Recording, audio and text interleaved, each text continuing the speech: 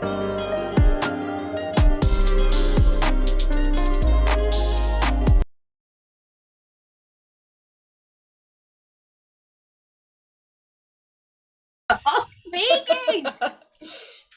Okay. I don't know if you heard any of that or not. I commanded to speak, then told to stop. Now I'm good. It's been an emotional roller coaster of the first 5 seconds for me. Hello, everyone. Welcome to Girls Run These Worlds. That is indeed the channel that you're on. I am Kat, she, her pronouns, otherwise known as the Law Mistress or Law Mistress 93. I am here today with my lovely cast members for our second episode of Liminal Horror, where we are running the module The Bloom. And the publishing studio that make that is Goblin Archive, so please go and check them out. They are amazing, and this game is amazing. We're having an absolute blast with it so far. So without further ado, I'm going to just quickly go into some safety stuff. Then we're going to introduce everything, and then we'll do a little recap, and then we'll be in our game. So to start with, obviously, this is a horror campaign. So I'm going to just do this preliminary thing at the beginning of every episode. There will be horror and some difficult elements involved at varying degrees of lines and veils, which will be body horror, graphic violence, some potential harm to animals, fungi, loss of autonomy, institutional mismanagement, and religion. And the primary theme throughout this is complacency, as it says, and that's taken from the official text of the book. I'm really enjoying watching everyone laugh at this. I'm guessing that something is happening in the comments. Fun. Okay, it's the verb. It's always the verb. Yeah. Also, disclaimer: Trina's not feeling her best today, so please bear with me. I'm a little hot and bothered. It's bloody boiling here in Britain, and I'm feeling a little unwell, but we're doing the best we can. Let's go round and introduce ourselves. I have already introduced myself. If we could please introduce ourselves and give our pronouns, and then introduce our characters and give their pronouns. I'll start with Burb. Let's go with Burb first. You did that on purpose. Hello, my darling, wonderful friends. My name is Jen, aka Jen Burb. My pronouns are she, they. I will be playing the Kit, the they, them of the group, who is quite salty at having come home and unexpectedly found a cryptid in their bedroom. It didn't quite happen like that, but yeah, okay, yeah. Fair enough. All right, let's go with, well, that segues nicely into Shears. Who are you? Who are you playing? Hello from the studio of Liminal Horror. My name is Bloodthread Shears for short. My pronouns are they, them. I will be playing Caffeine Redacted, Tino Miller. Tino's pronouns are she, her. Caffeine. Back to you in the studio, Kat. This is my favorite bit. Back to you in the studio. Okay. Well, speaking of cat, there's more than one cat here in this area. So let's go with the other cat. My favorite cat. Cat the player. That's not fair because you're my favorite cat. I guess it works. Stop it. Hi, I'm Kat. You'll find me on social media under Katrina Alicia, but I'm Kat. They, them pronouns. I am playing Agatha Doyle and or Aggie. She, her pronouns. Just a slightly grumpy old lady, retired and living her life with her platonic life partner. It's great. Absolutely so done with life. Just, just wants to relax for the rest I just of want to their day. relax. Just want to relax. And that's back to you in the studio, Kat. And that's what this is. This is I said horror, but what I actually meant was slice of life. All right.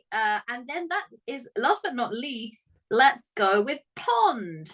Oh, heck, it's me. Hi, friends. I'm Pond, and my pronouns are they, them. But today, sorry, I'm playing Gertrude Lancet.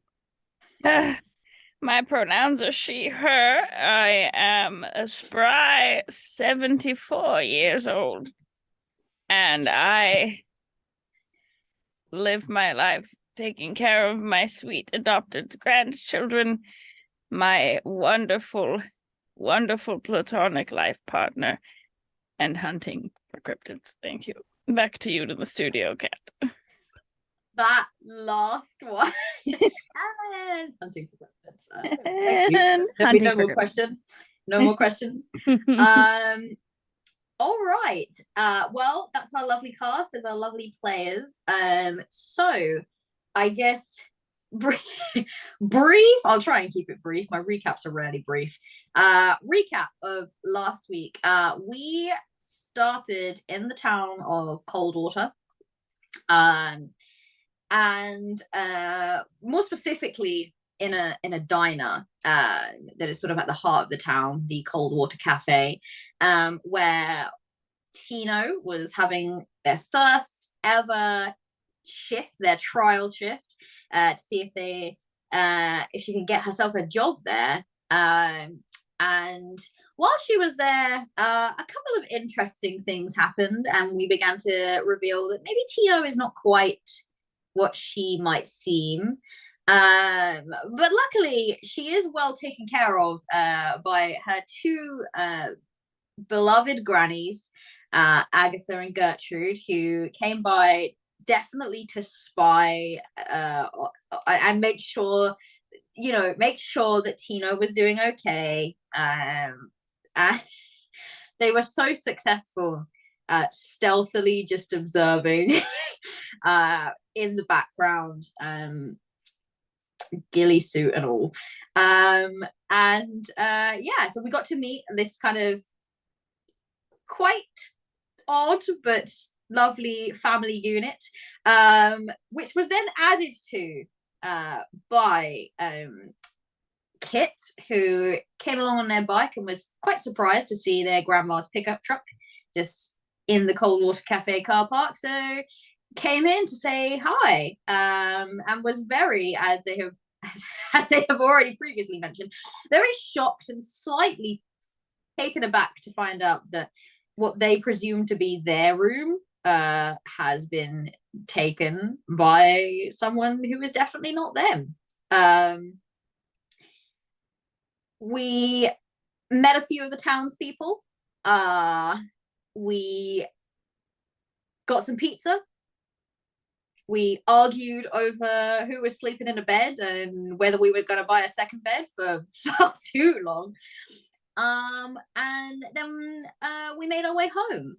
And on the way home, as they chatted about sort of the recent events of the town, including some missing campers that has kind of piqued the interest of the local townspeople, they were stopped in the middle of the road. Was an animal that was just sort of sitting, looking rather dazed, looking rather out of it. And after quite the kerfuffle trying to get it to respond or do anything remotely coyote-like, because it was not acting like a normal coyote for sure, they managed to kind of move it out of the road. And as Aggie observed, like a cat, the moment it had been moved, it then proceeded to just move itself, as if it could have done that the whole time. Very cat-like. But did it look at us like it was offended about it? No. Well, maybe it would have done if it was feeling itself, but it kind of was far too busy focusing on something that had caught its attention all of a sudden, which is very strange, because it didn't seem to be focusing on anything for a little while. And off it loped into the trees, and off you all went home. So we begin this session. You have all had a night's rest. You have all taken a lovely sleep, and you have all woken up the next morning. As you went to bed, Tino, you had eaten some of the mushroom pizza, while everyone else had various different flavors, which were quite unusual. I thought blueberry pizza was enough, but no, apparently blueberry, ham, and pineapple is the way to go. Wasn't too bad. Oddly, strangely good combination. Catfish and jalapeno was by far the best. And these were locally sourced ingredients. That was like the main thing. They were the specials because blueberries are locally sourced. The catfish is locally fished from the lake. And why are you looking at me like that? And the I think I've upset Pond. The fish was fuzzy in the lake. Cat. No, it was furry. It was furry. Furry. It was. Yeah, I don't know what you're talking about. Mm-hmm. And the mushroom pizza, that the mushrooms kind of grow around. There's a lot of mushrooms that grow around cold water. However, upon taking a bite, Tino, of your final slice, you did taste that one of the mushrooms, it didn't taste quite right. It was a little off. And you ate it, and you went to bed feeling a little unwell. Throughout the course of the night, and I'm guessing now we didn't properly reach a conclusion on this, but my thinking is that Kit and Tino ended up sleeping in the same room, with Kit on the bed and Tino on the floor. Is this what ended up happening? I must confirm. So what happens is, after insisting that Tino is fine on the floor, Tino, when Kit is fully asleep, Tino goes underneath the bed to sleep. So she can see the door. So all right. So I have a monster under my bed. Yeah, so there's a quite literally. There is a Tino under Kit's bed. Okay. Adorable. So Tino, throughout the night, you sleep rather restlessly. You are asleep, but you just get these vague moments where you feel like you've woken up for a moment, but you can't quite bring yourself to have the energy to wake up properly. You just kind of focus on the door for a little bit and then doze back off again. You feel hot. It is summer, but even so, you don't have any kind of blanket on. The floor itself is quite cold, but you can feel that you are a little hot, hotter than usual. And the night kind of progresses with you sleeping in and out of sleep. You then fall in the early hours of the morning into a very deep sleep for a moment. Maybe an hour or two of just that sleep where you just don't dream at all. You're that deep into it.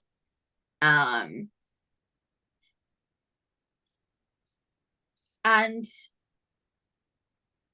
all you can recall from that period is this vague sense of whispering. You can't make any sense of the words of what's being said, but it's just this feeling of something trying to connect, something trying to bond, and reach out to you, and you are unable to understand what it wants, or even where it came from, what it is. You don't know, but it is whispering, and it is the only thing that interrupts that very deep sleep. It remains at this very, very low level of noise for those couple of hours. And then all of a sudden, just becomes this cacophony of noise. So loud, that you jolt awake.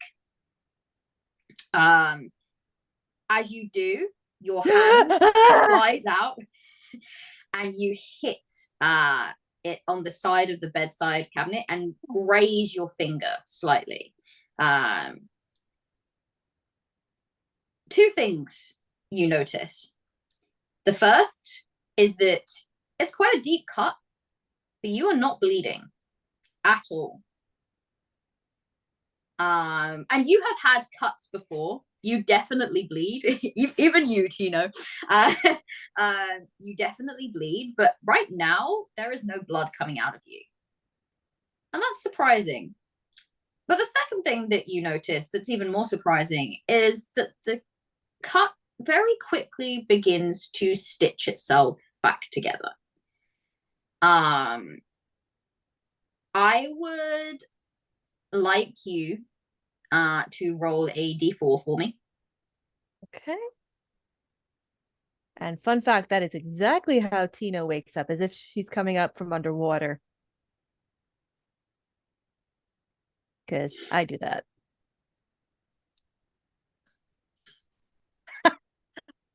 One. Yep. That's fine. You may add 1 to your strength score. Hey. Yeah. Yeah, Sure. This can only Yay. be good, right? This can only be good. It's a positive thing. Such positive.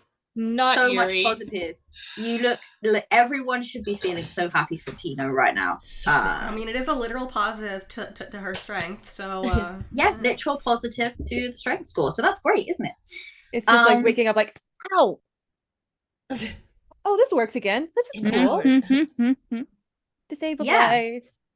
You feel just ever so slightly more revitalized, even though you've slept fitfully, even though it hasn't been right.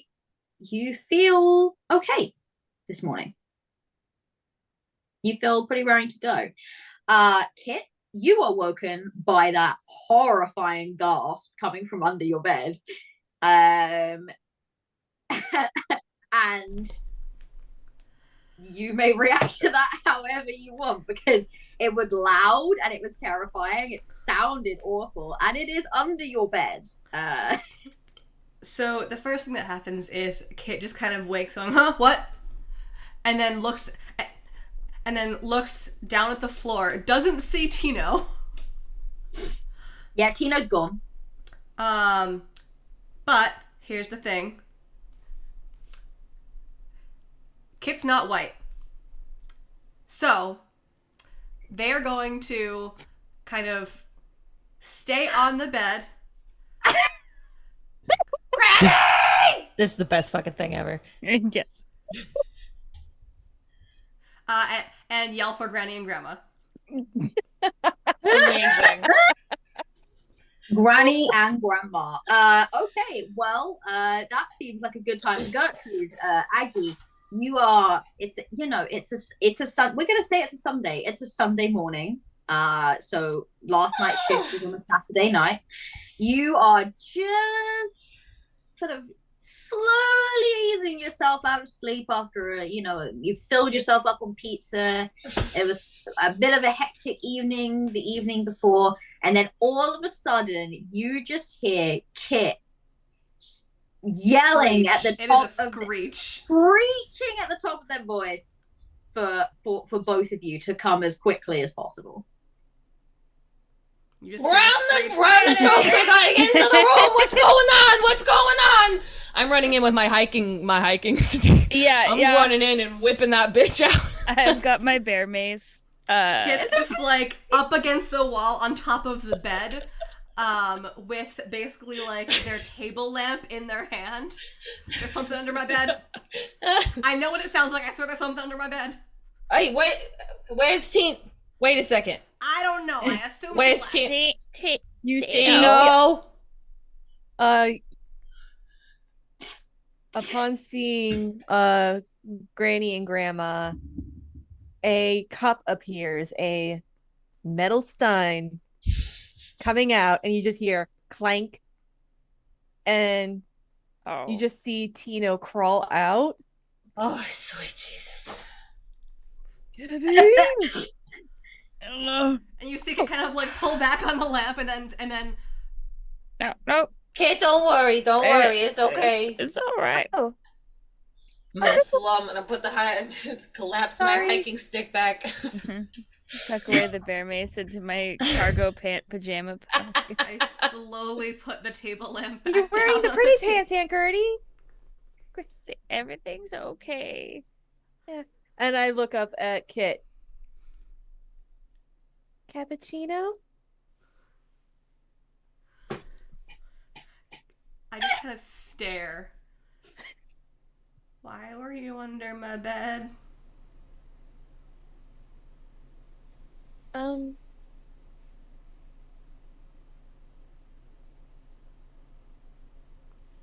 And then they kind of like slowly reach down and take the cappuccino. Where did you get a cappuccino? Oh, you know. Grandma Aggie? Mm-hmm. Why am I under the bed? All right, let's get out. Let's go in the kitchen. Let's talk about if we had any dreams last night, anything that's going on. It's been a while since she's gone under the bed, Gertie. No, I'm worried. That's Well, not a maybe good sign. I don't it trust might- that. Maybe it's the change of pace with Oh, yes, maybe. You know. and Yeah. the pizza. We don't Why let her am eat that I much under cheese. the bed? Do you not remember going under there? She shakes her head. Okay, well, let's get out from under there and let's give Kid a second, because that I'm so sorry, Kid. That is not the way you want to. Come on, let's get out. Let's Terrible give Kid a moment, okay? Terrible way to wake up. Come on. honey. Terrible, awful. For both of you. Are you okay? Are you okay? Let's go make some. I'm I gonna think make I some hit my eggs. hand, and she shows like her hand. But do we see anything, or is it already gone?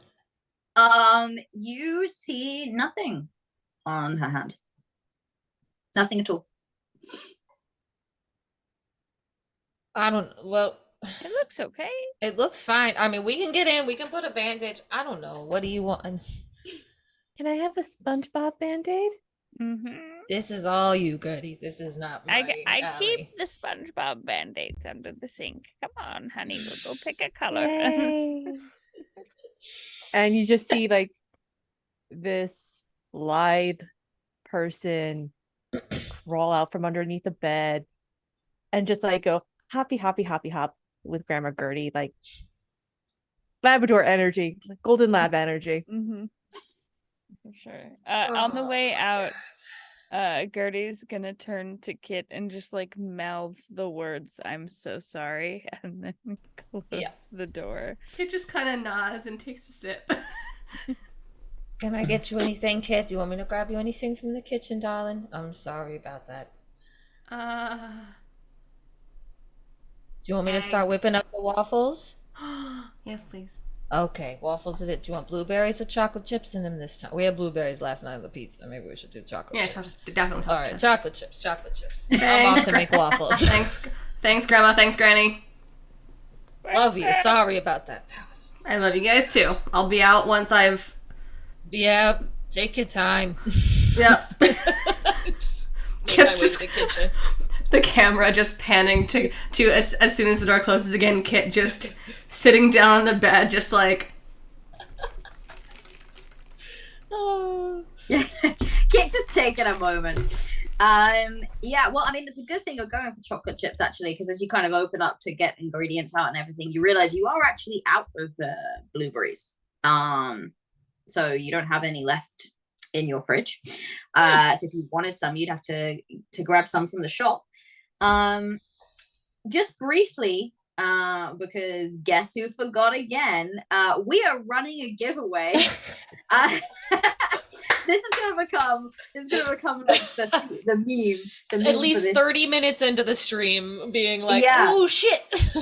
If you want to be involved in the giveaway, it is !liminal to put your entry in. This week we are giving away the core zine and the bureau module. Now, I have referenced the Bureau in this so far. They are an existing, because the great thing about these modules is they're kind of very connected, like they kind of exist in the same world, but they have very different storylines. So the Bureau is set in a place called the Monolith. And honestly, if you are into the SCP universe, the Secure, Contain, Protect universe, it is a dungeon crawl that is very that. This monolith that contains lots of really weird, slightly supernatural oddities. It's a government organization charged with controlling the paranatural. And something is not quite right within the monolith, and you and your fellow investigators, if you choose to play it, can have a little wander around and discover some of the wonders and the horrors found within. So it's a very dungeon crawl style game, so that's what I really loved about it. So check it out. It was almost what I ended up running, but then the bloom called to me, as it will all of you soon. Sorry, what? What? Huh? Sorry, what? Anyways, that caffeine What was that? is great. Say what? It's Italian made. Calty? What? Caffeine? All right. Now that we got that out of the way, so yes, exclamation mark, liminal. Yeah, you are out of blueberries. As you make your way downstairs to kind of get some stuff going, Gertrude, your phone begins to ring. Oh, hold on. I gotta find my pockets, because Gertrude has many pockets in her. I feel like it's a robe with like pockets sewn into the robe for usefulness. All right, and then I'll. Hello? You gotta push the button, Grandma Gertie. You just hear on the other side, like it takes a while. So you kind of fish around in the pocket. You hear it stop ringing where it's clearly run out of rings because you took too long as you're getting it out of the pocket, and then it starts ringing again just as you're putting it back in the pocket. Yes. You grab it. You kind of try and push the buttons. Eventually, you manage to answer this call, and you hear on the other side, "Yo, Gertie! Oh, it's your girl, Sam! Sam! What you doing up so early, Sam?" Well, Gertie, I wanted you to be the first to know. The eagle has left the nest. Oh. And what I mean by that, obviously, is that right. Gerald is no longer. The police tape is down. Gertie, the police tape is down. Oh my God, this is not a drill. Oh my God, the police are gone. I have to. Okay, hold on. All right. You're the Gertie, best. police? Oh, wait. Are you getting arrested Gertie. Yeah. Sorry. Can you look at the phone screen? We're video calling right now. Oh God.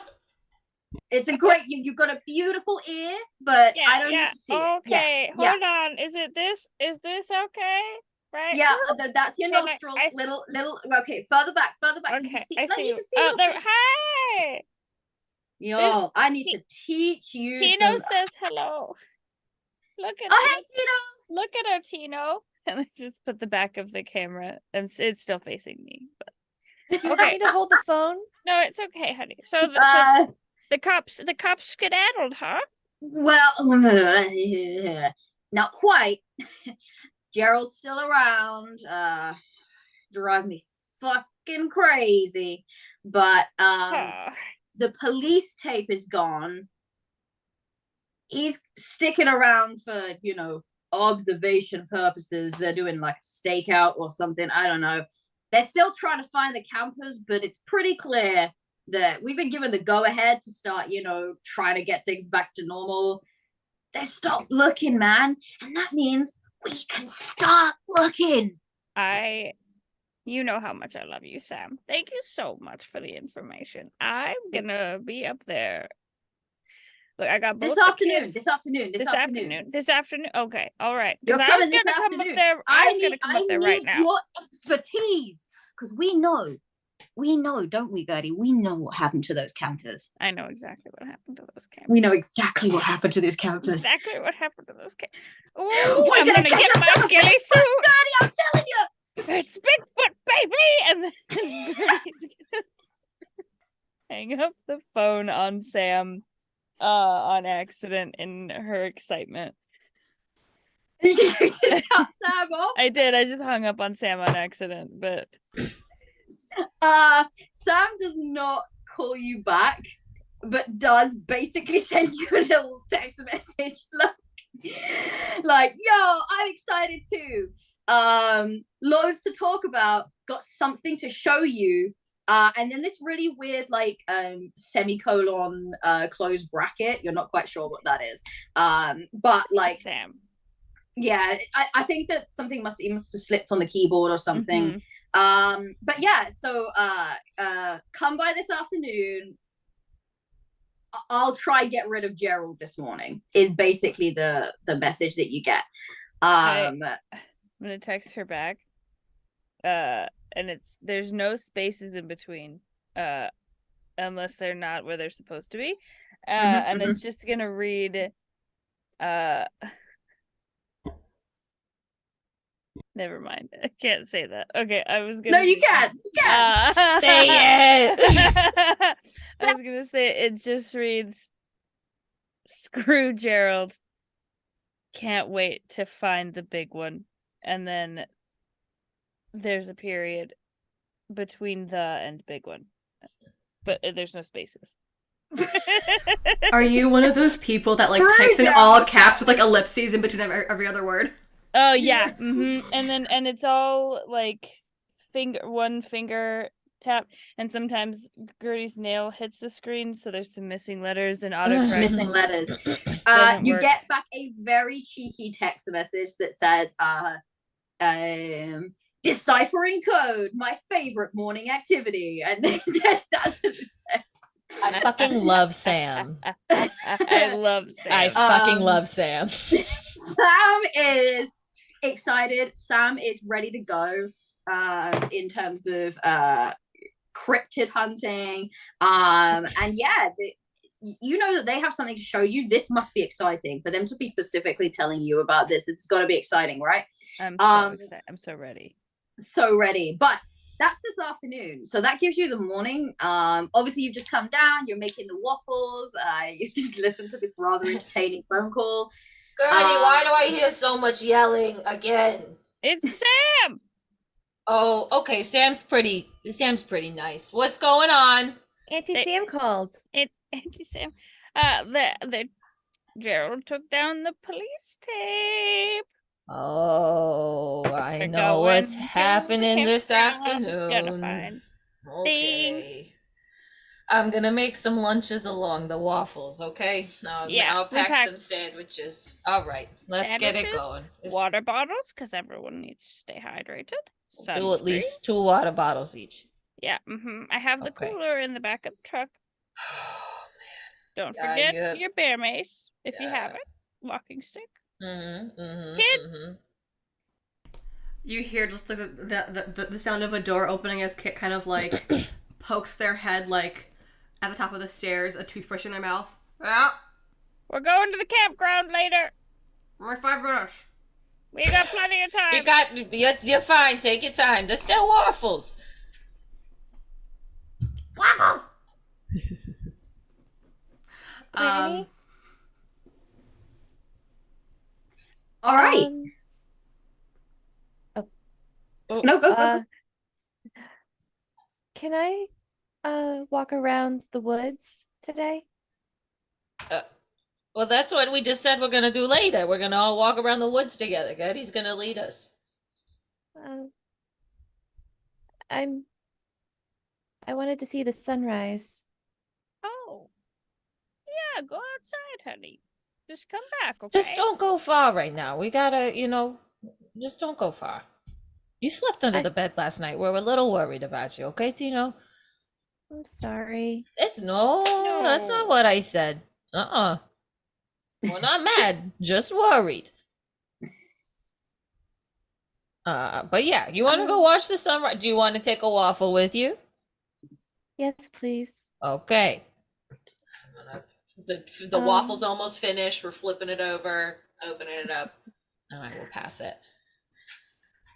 She grabs it like bare hand and just God, that's girl after my own heart. I love you. Go watch that sunrise. Okay. And she grabs Granny Gertie's reflective vest. Yeah. Good choice, honey. And puts it on and says, on the back it says, "Not a cryptid. I'm going for a walk." Not a cryptid, I'm going for a walk. That's absolutely what That's Gertie's 100% reflective what thing it would say. Like Not we a sewed cryptid. that on there, you know? Oh no, we've lost Tino. Holding. Oh. Apologies. Wait, what? Oh, I think that Oh we no! lost- Damn it, cryptid. It's my fault. Look, I have mushrooms just once. Just once. That's all it takes, okay? No one. Oh. Yay! You know what? there's Big Tino. cryptid energy right now. Truly. Hey, I'm back. Hey, Tino's back. So sorry. Yeah, I don't know what just all right. happened. Wow. The morning is all of yours. Obviously, I've sent you a little document that gives you a lowdown of the kind of things that you can do around Coldwater. I hear that someone wants to go for a walk in the forest. Interesting. We can definitely do that. Is there anything that anyone else is doing?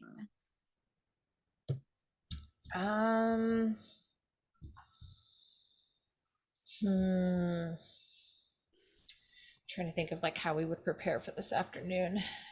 I think right now that's what Aggie's doing, is getting lunches made, packing the cooler, Mm-hmm. reminding Gertie to check her pockets. Okay. Yeah. Sometimes you bring things that are unnecessary, okay? I'll be back. I got it. Don't worry.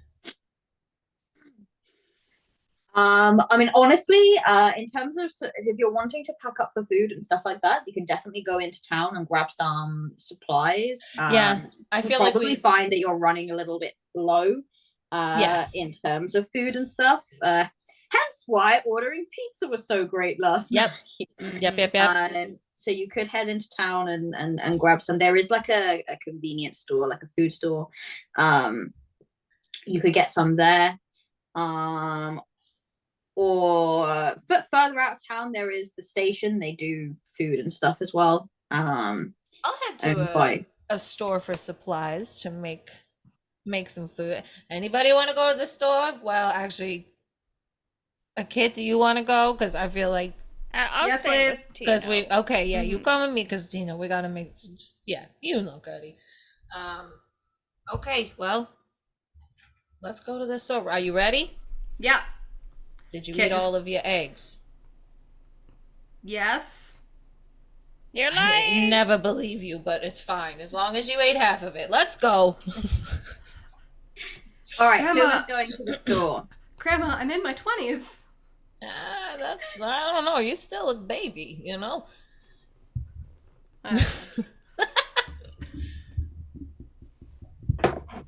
So, Kit and Agatha are going to the store. I Is believe so. Gertie going to the store, or is Gertie staying? I'm staying so that I can follow Tino through the forest at a respectable distance. Ah, I love it. Perfect. So you're ooh, are you gonna try to sneak? I got my ghillie suit. Yeah, you do. All right. So, okay. So we got two going into the forest just to have a wander around. Does that sound right? And two heading into Coldwater to gather up all the supplies.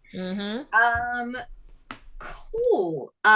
Well, let's go with Coldwater first. Sorry, I just read Gilly Vogue in the chat. Gilly, you know. Gilly Vogue. Damn it. Look, Hold on, Cheers hold had on, fancy hold on. ghillie suit, so I had to take it one step further. It's the best step you could take. Thank you. There we go. Now we're good. Gilly Vogue. All right, hopping in the truck and we're heading into town. Hopping in the truck. I hop in the truck. All right, so you head into the truck, and what you would notice is as you kind of like driving along with Kit, it is starting to get a bit cloudier in the sky, and you can still hear those kind of faint rumbles of thunder. It doesn't look like it's going to rain quite now, but it is certainly starting to. The sky is a little darker. The air is a bit muggier. It feels hot and humid, and you can feel. You always hear those whispers of storms coming as you're kind of making your way. The road is clear enough. And you get to the town. Cougars this time. No cougars. Did you want to have a chat with Kit about anything while you're on your way? All right, tell me, how you been doing? What's been going on? What are you working on? Are you always wearing a helmet when you're riding around on your bike? What's going on? Are you feeding yourself 3 times a day? Are you taking your vitamins? I'm just gonna keep rambling until you interrupt me.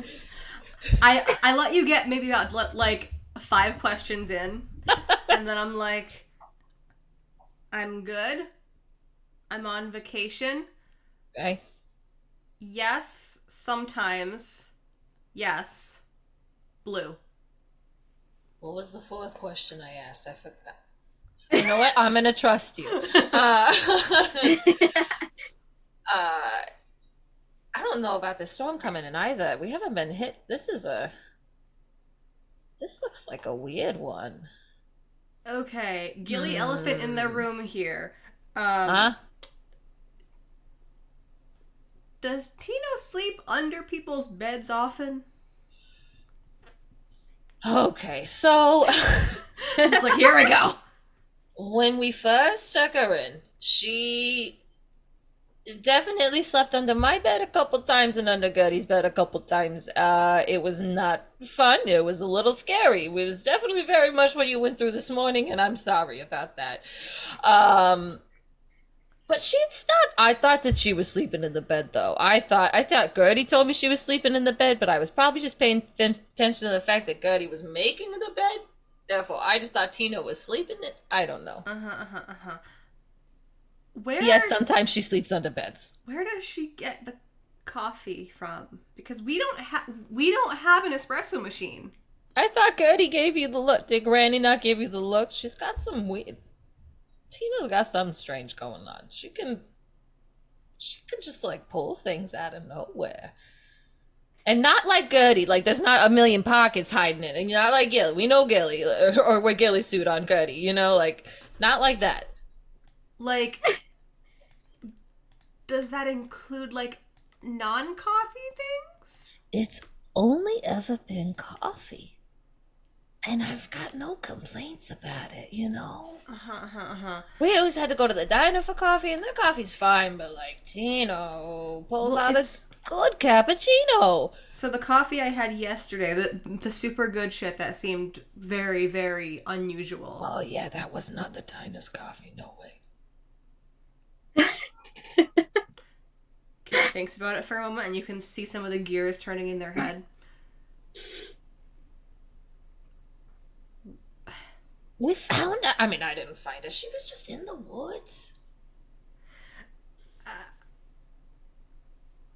Where was she before the woods? Got nothing on it.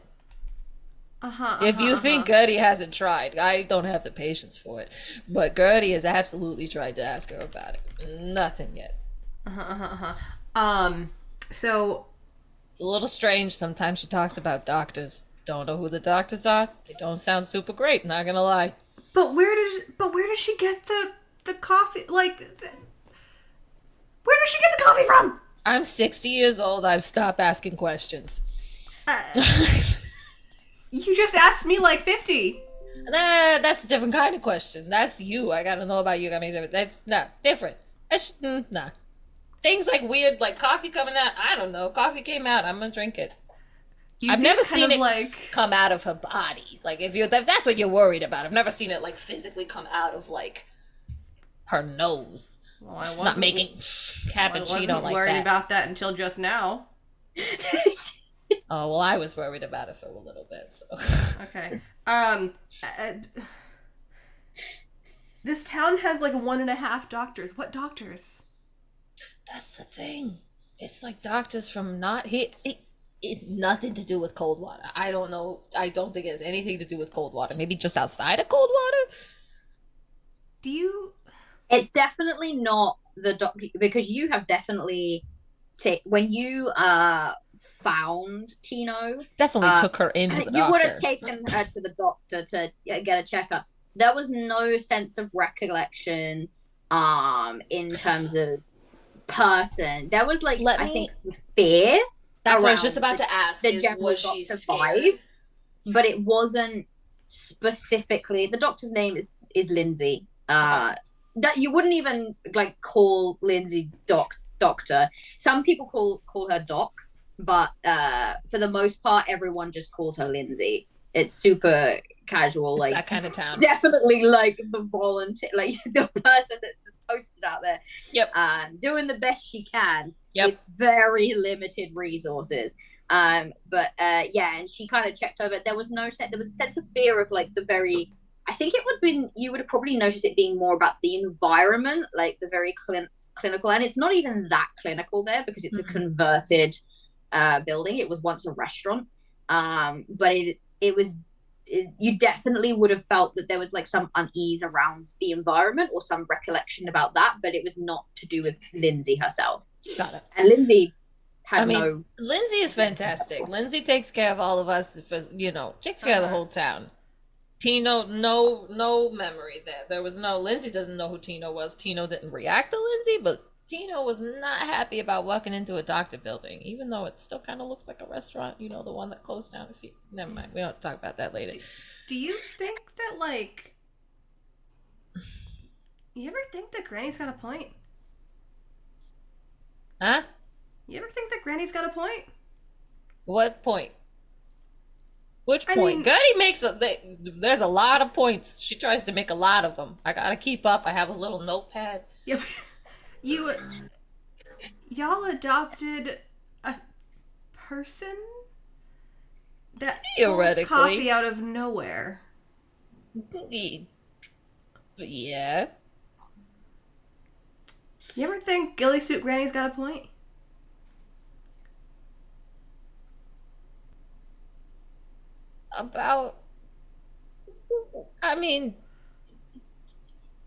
Which point? Are you talking about the Bigfoot stuff? I mean, not exactly Bigfoot, but yeah. I mean, listen. Where's she getting the coffee from? I don't know!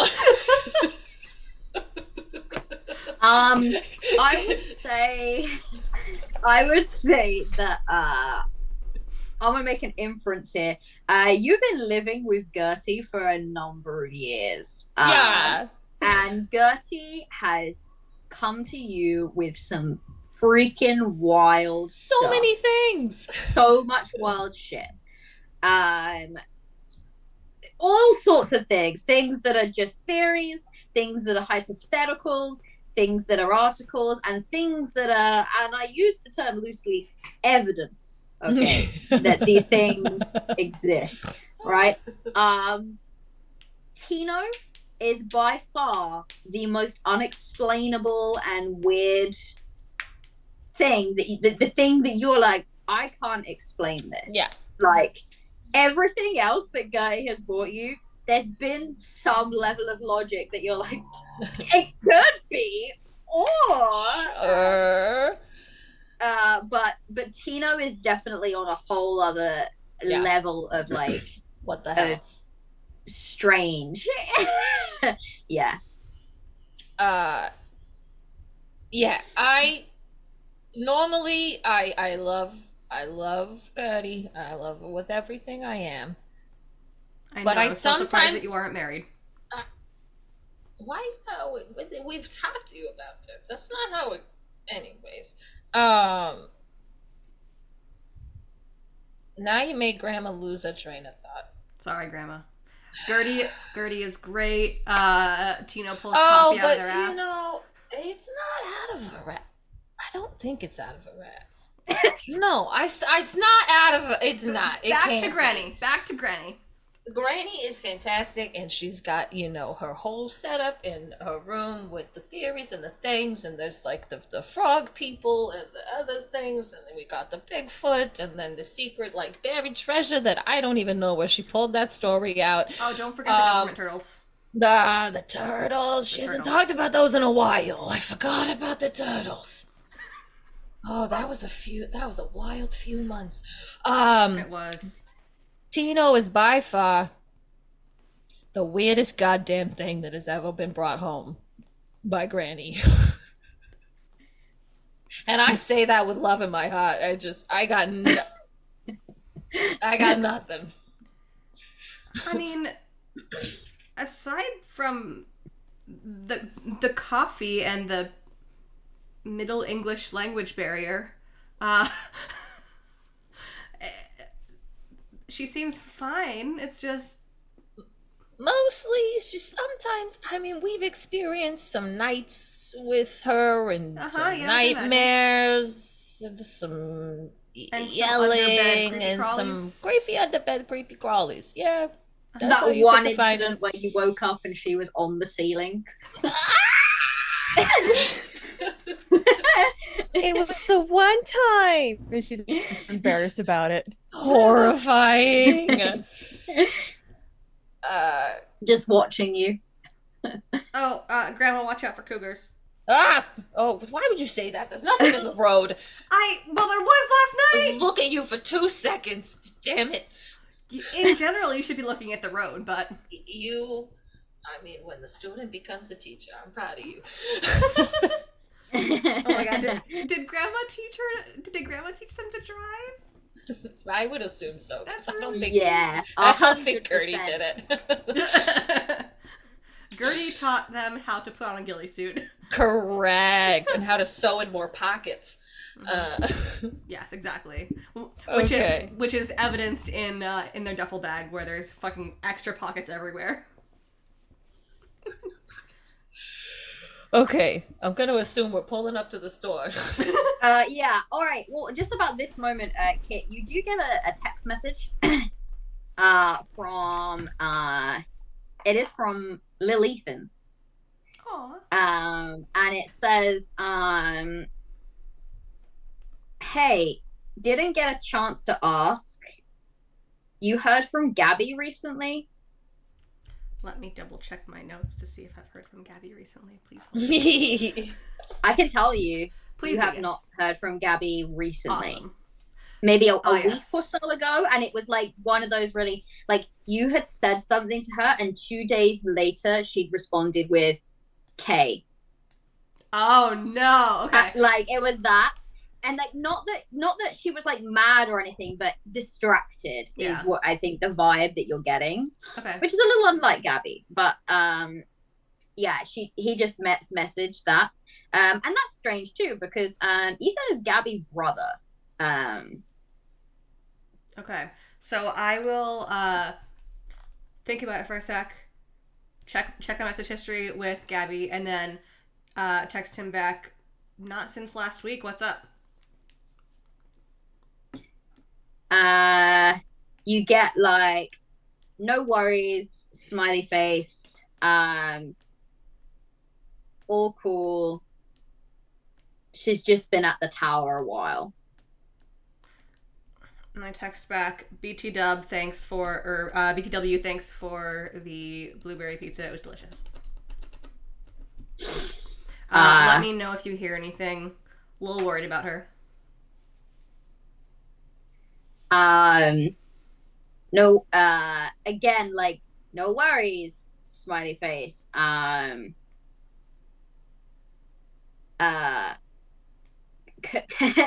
there's like a little message that was like, I think your grandma would have killed me if I hadn't made it. And then a separate message a minute or so later as you're kind of getting out of the car that says, me too, but don't tell her that. I thumbs up react. Thumbs up react. And I also thumbs up react the your grandma would have killed me message. Just to keep that healthy level of fear in his heart. There's that healthy level of fear. And as you go to do that second thumbs up react, it doesn't go through because your signal goes dead. And damn blackout, storm's coming. And you make your way out the car. As you get out, you kind of pull up in the car park lot next to the but you can see the town square. Mm-hmm. There's a lot of preparations being made for the Blueberry Festival. Aggie, you can see Jeannie. She's walking around with her clipboard. She's like, she's got like this like very tight smile plastered across her face, like that very like, I'm happy. I'm so happy with everything that's happened. But you can sense the frenetic stress. She's definitely snapping at a couple of people for not having the signs quite straight. And she momentarily catches your eye as you kind of walk. And as she does catch your eye, you watch the mask slip just a little, and she purses her lips. And then immediately gives you a big beaming smile and waves at you. And you head towards the store, I presume? Yeah, there was no wave back. Maggie just stared at her. And that's it. And then I turned to Kit and I'm like, something crawled up her ass already, I can tell it. Was it Tino? Oh no, Jeannie. Oh, did she? Yes, I got it. I've got up. That was funny. Thank you. Inappropriate, but funny. Inappropriate, but funny. So yeah, we'll march past Jeannie and head straight to the store for some meats and cheese and bread, like we're in a Ghibli film. Can we make a charcuterie board? Of course we can, darling. But I also need to bring stuff for sandwiches. But I like to do a little cheese and cracker and meat, definitely. We'll do a little. We'll stop by the deli and we'll stop by the cheese. We'll stop by everything. Yeah, absolutely. Ooh, can we get the little mini croissants, darling? You can literally have whatever you want. You can have anything and everything. You know how happy I am you're in town right now. So the let me get this up. It is like the co-op, isn't it?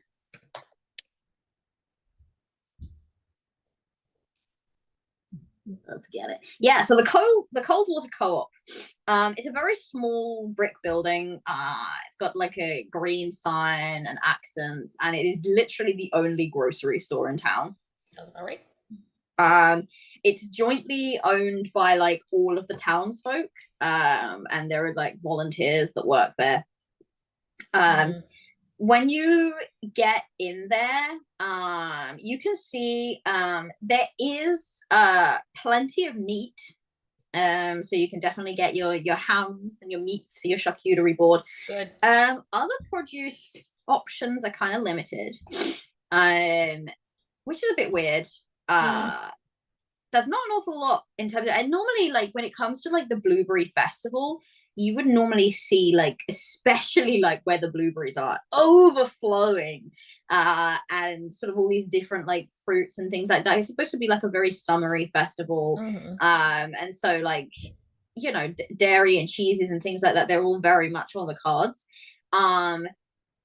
There is very little in the way of fruits, and in the way of, I know that she done something. Charcuterie board. Every time, you know, I can just see those little cogs turning in that head of yours, Jen. Yeah, you get there, and it's a bit unusual. It's normally so full, like they've normally really planned ahead for this festival, but it feels kind of empty in here. And especially what catches your eye is, because you kind of were looking and you were like, oh yeah, blueberries. There is literally one small little like sealed box of blueberries. They look less than pitiful, like they look less than appetizing. They're kind of that blueberries that have gone into that stage of like they've gone a bit like soft and gross, and they just don't look quite right. Are they a little shriveled? They're a bit shriveled, yeah. They're not great. And for a town that is currently celebrating a festival literally dedicated to this fruit, they are supposed to be the cream of the crop. They are supposed to be the best blueberries around. To give you a little context into what might be happening there, the Heinz farm that normally produces the blueberries, or produces the majority of the blueberries, has suffered in the last year or so, ever since the Cold Water Lake incident last year. A good majority of there was 23 people that were victims of that, and a fair majority of them were members of the Heinz family and workers on that farm. So the one person left of the Heinz family now, his name is JJ. And he, ever since he took over running it, and obviously they lost a lot, and there was a lot of damage and a lot of money lost, things have been rather difficult for Heinz Farm and for JJ in particular. He's had a really tough year. Yeah, there is that is of note. And you can kind of hear the cashier, Suki. She's kind of like loading up somebody's bag, and somebody is actually asking about the blueberries. It's one of the tourists who come in and go, oh, when are you going to get more blueberries? And she's kind of got that expression on her face of like, I've had this conversation already so many times today. And she's like, well, how long's a piece of string? We were expecting the blueberries a few days ago, so hopefully JJ will get them to us ASAP. We're working on it. We're absolutely working on it. And this customer's just like, you know, I came here for the blueberry festival, and I just think it's absolutely outrageous that there's no blueberries here for me to sample at the blueberry festival. Do you have a manager that I can speak to about this? Because I'm gonna kind of walk up. Aggie, I was about to say, both of us are walking up, because I already know. Okay, just kind of like bodying like their way up, like, well, then it's a good thing that the Blueberry Festival is happening soon, so you can have some blueberries there. Okay, bye. Hey, Suki, you having a hard day? Are you having a hard day with these people asking about blueberries all the time? She looks so relieved. She's just like, yeah, just everyone is asking about the blueberries. Everyone's asking about the blueberries, and it's not Suki's fault. It's not Suki's fault there's no blueberries in this store, so... And she's like, Matt, sorry, I didn't catch your name. And the woman's just like, it's Karen. And she's like, of course. She's like, look, Karen, I'm just a volunteer here, okay? We're all just volunteers here. Rest assured, we are doing everything that we can to find out what's happened to the blueberries. And You know what? You should ask. As she slightly catches your eye, Aggie, as she says this, she says, "You should ask. I think our mayor outside, Jeannie. She is Oh setting my up the festival gosh, right she is the now." woman for your answers. You should go right up to her right now. Right up to her. She'll help you instantly, and she'll just be so happy. Big old smile on her face. If she looks frustrated, that's just her happy face. Mm-hmm. Uh-huh. And this woman, Karen, she kind of looks between you and she goes, "So this is a community run store. I mean, So I guess that would make your mayor the manager then." Yes. Aggie kind of lowers her head in frustration. It's like, shit. Like, I just kind of give Aggie a look like, just go with that. And then she just looks at you and she's like, "I'm really sorry. Rural life is very confusing to me." And then she just like walks out to go and find Jeannie. Like the entitled woman that she is. And Suki's just like, "Oh, thank you so much." May Thank her you. blueberries always be mushy. oh, Right? May she I never should. have good Speaking blueberries. of, I should probably take those off display. I literally only had them out there just to make it look like we had some. But Oh, you want me to take care of it while Grandma checks out? sure. I will go deal with the blueberries. How's Gertie? How's Gertie?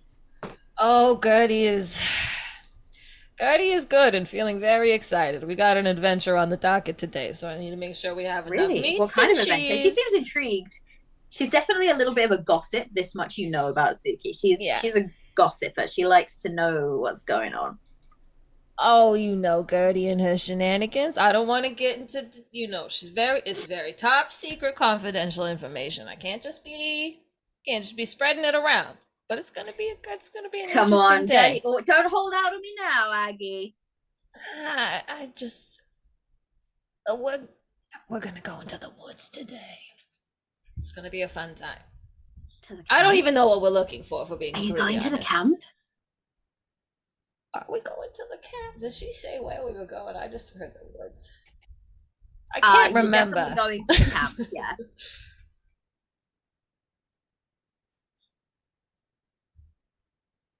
I think we're maybe going to the camp. Gertie was really yeah. So does Gertie have an idea of what happened to those kids? Well, do you not know Gertie? She's got a. Are you kidding me? She always has it. She always has an idea and a thought of what's going on or what happened to something or somebody. Well, between you and me, Agatha, I find it very strange indeed that local law enforcement are completely baffled by this. They found nothing. Like, how can they have found nothing? That's why Gertie's on the case. God, she's much more determined than those. They just like to sit around. I mean, look, I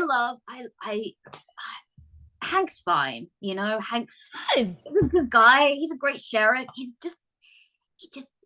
gets his teeth into it. This is what it is, and there's no persuading him otherwise. I feel like he's not open to really digging deep. And then he sends Gerald. He sends Gerald of all people. Listen, don't even get me started on Gerald. I have to hear about him enough from Gertie. He's not.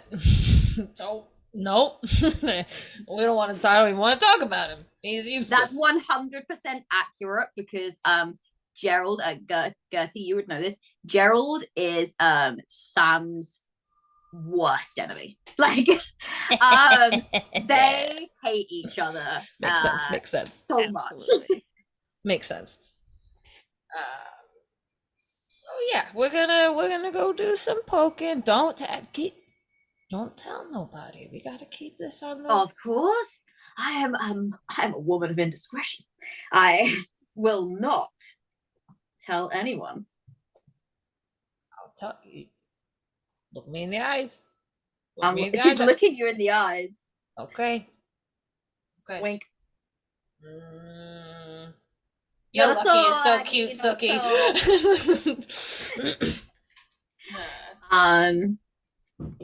All right, and you managed to get some kind of like a good amount of food supplies. Hank is the, by the way, because I didn't explain this, Hank is the sheriff, and Gerald is like the deputy sheriff. So Hank has sent Gerald to go and deal with whatever happened at the camp, and a lot of people aren't that happy about it. People, I think, generally have a bit of a view of Gerald, sorry, as being a little lazy, a little complacent, not really doing due diligence when it comes to these things, and they're worried about 5 campers just going missing and no one can find them at all. So they really wanted Hank, if anyone out there, to really investigate. As you're kind of like finishing up this conversation, you hear outside a bit of a kerfuffle. There is the sound of like what sounds like it's like a crash of metal. And then and the kind of like that swerving sound just before that definitely indicates something motor vehicle related has happened outside. And then you just hear someone yell it out, "What's the big idea?" And you can hear that, and Suki's like, "Oh, what's going on out there?" I mean, let's round it up. Let's go find out. There's no one else in the store, right? Let's go. I'm just picturing just like outside a car up. wrapped around Tino, who is just standing there completely unharmed. It's not that. When you head out, you see 2 cars have had a crash. It's really not as bad as the initial sound of the crash was. It made it sound like something quite spectacular happened, but it's really just like they've kind of clipped each other. And in the one is someone that you don't recognize, presumably a tourist. They're definitely driving what you would probably describe as a city car. It looks quite nice, or it did before the dent. It looks quite nice, quite pristine. Definitely hasn't had like the country, too much exposure to the country that you guys have. The other is someone you would recognize. It's a fisherman by the name of D, and he has kind of got out. This city guy is just kind of yelling and looking frustrated and angry. D looks dazed. He looks a little like off kilter, and he's kind of like mumbling these apologies, but he's looking around like he's looking a little bit confused.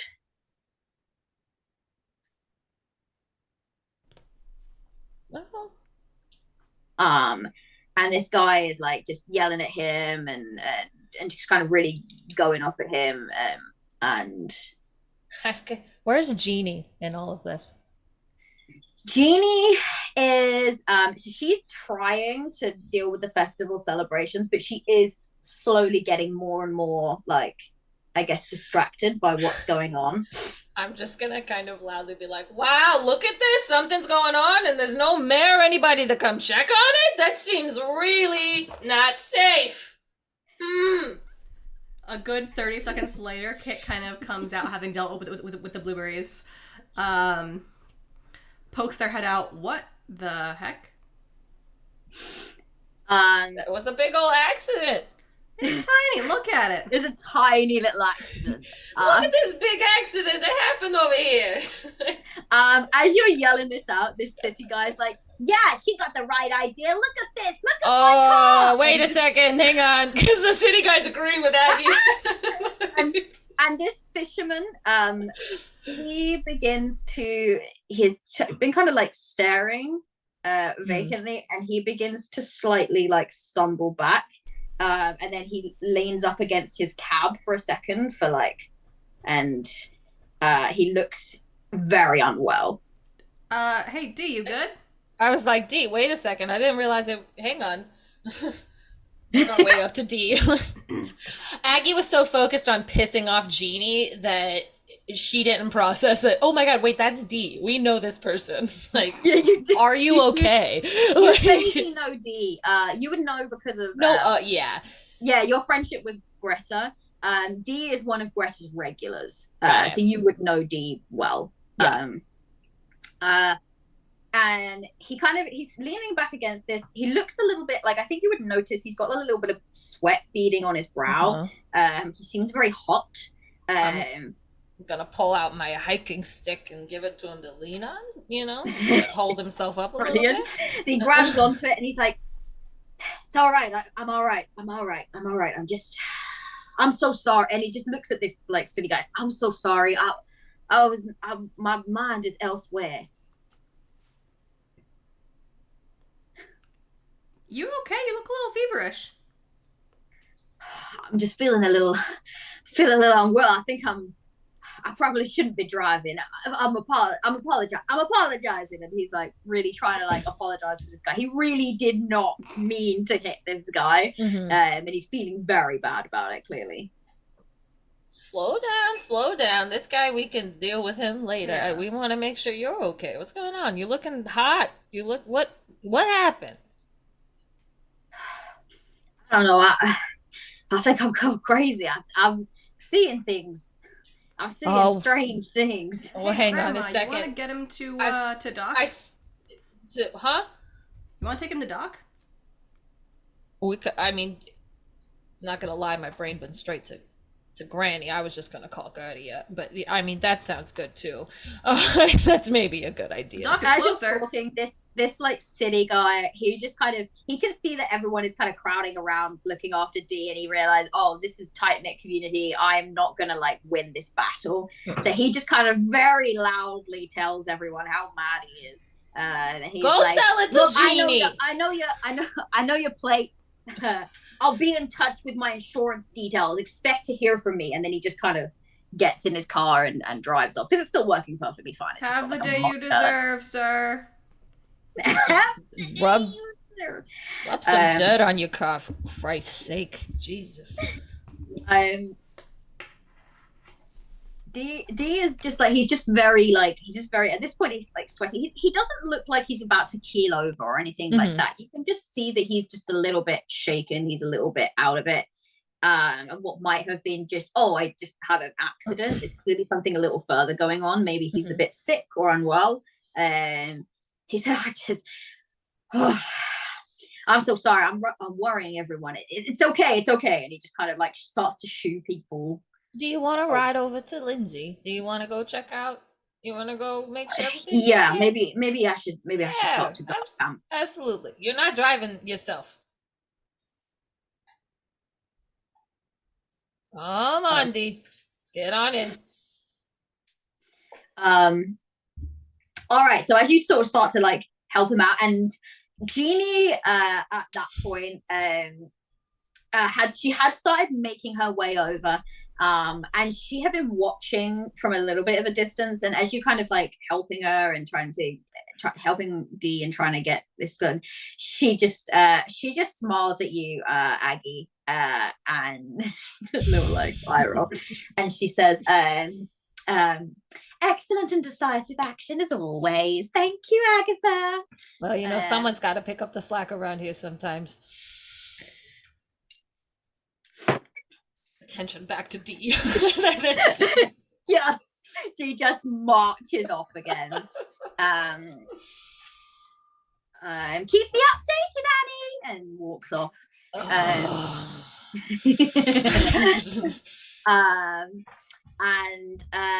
You make your way over to getting D to Lindsay, and on the way, he kind of, at first he seems a little like he just is processing a little, but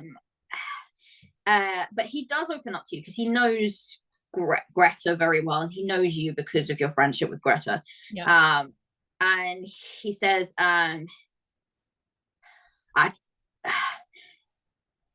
you ever had hallucinations before?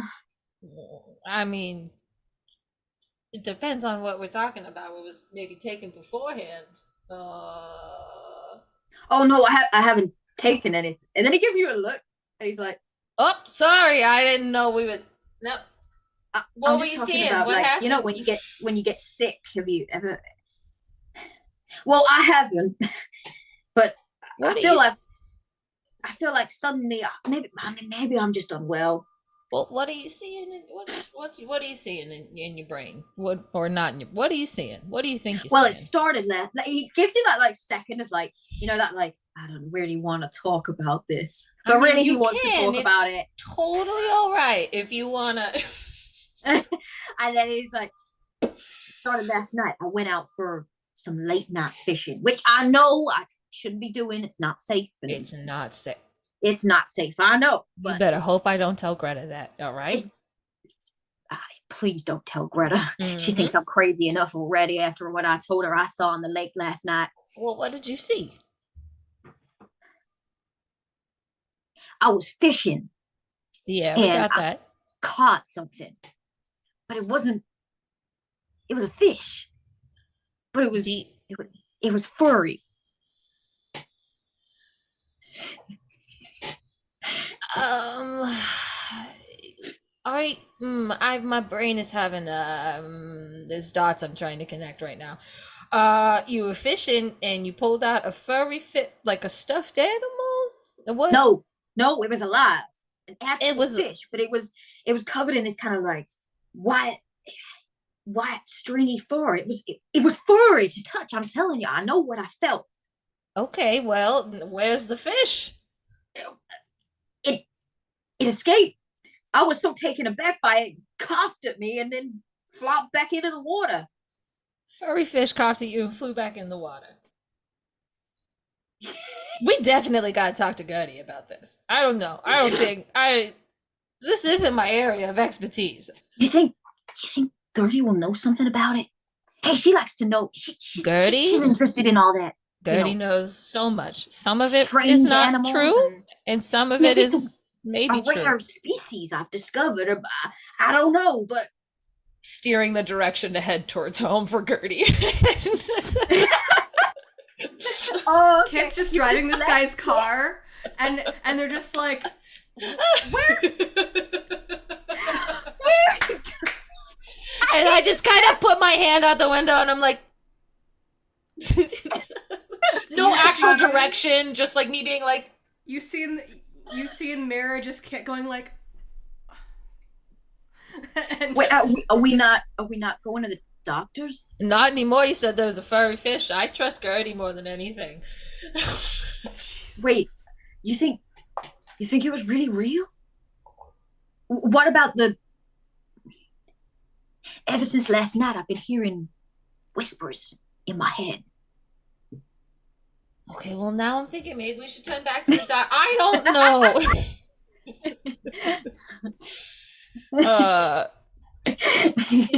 No. You know what? I'm gonna make the irresponsible decision to take you to Gertie. We're going to Gertie. We're going to Gertie. All right, you're heading back home to Gertie. Are you sure? And I presume that Kit is getting into the truck as well. You're not just leaving Kit behind with Jeannie. Kit's gonna follow back with the guy's car. With Dee's car. Yeah, with Dee's car. Got it. Just in case he's feeling well enough to drive back once we're done with Gertie. All right. In that case, I think that we shall head to break now. We are going to go and take about a 15-minute break. And we will be back at about 1:45. Yeah, where we will catch up and see what our good friends Gertie and Tino have been doing. Not quite together, but sort of together. And then maybe we will head to the campground. So, see you all in about 15 minutes time.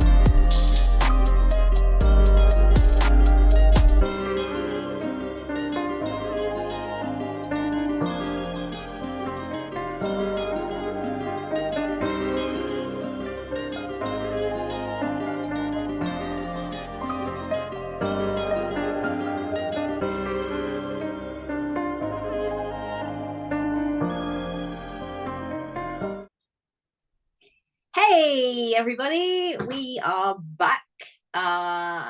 Welcome back to Liminal Horror Episode 2 of The Bloom. Gonna just really quickly talk about the giveaway. This game we're currently playing is a module called The Bloom for the core game Liminal Horror. But we are currently giving away, thanks for the really kind folks at Goblin Archives who have given us some amazing giveaway codes. So we're currently giving away the core zine, so that's the Liminal Horror game, and the module called The Bureau, which is a very secret government organization dedicated to dealing with paranormal activity and sort of supernatural shenanigans. Something weird going on over there. And if you are fond of the SCP universe, then this is certainly an adventure that you will want to check out and try. So it makes me laugh every time I read that bit that has donated a bloom of PDF prizes for us. I don't know why, that just really cracks me up. But without much further ado, we'll get back into it. We have just left Granny 1 and Kit. They are currently carefully driving home, relatively carefully. I don't know. You are muted currently. Sorry. Aggie drives mostly safe. It's there's kind of that little bit of a, I've been driving for so long, it's fine if I look away from the road a couple times.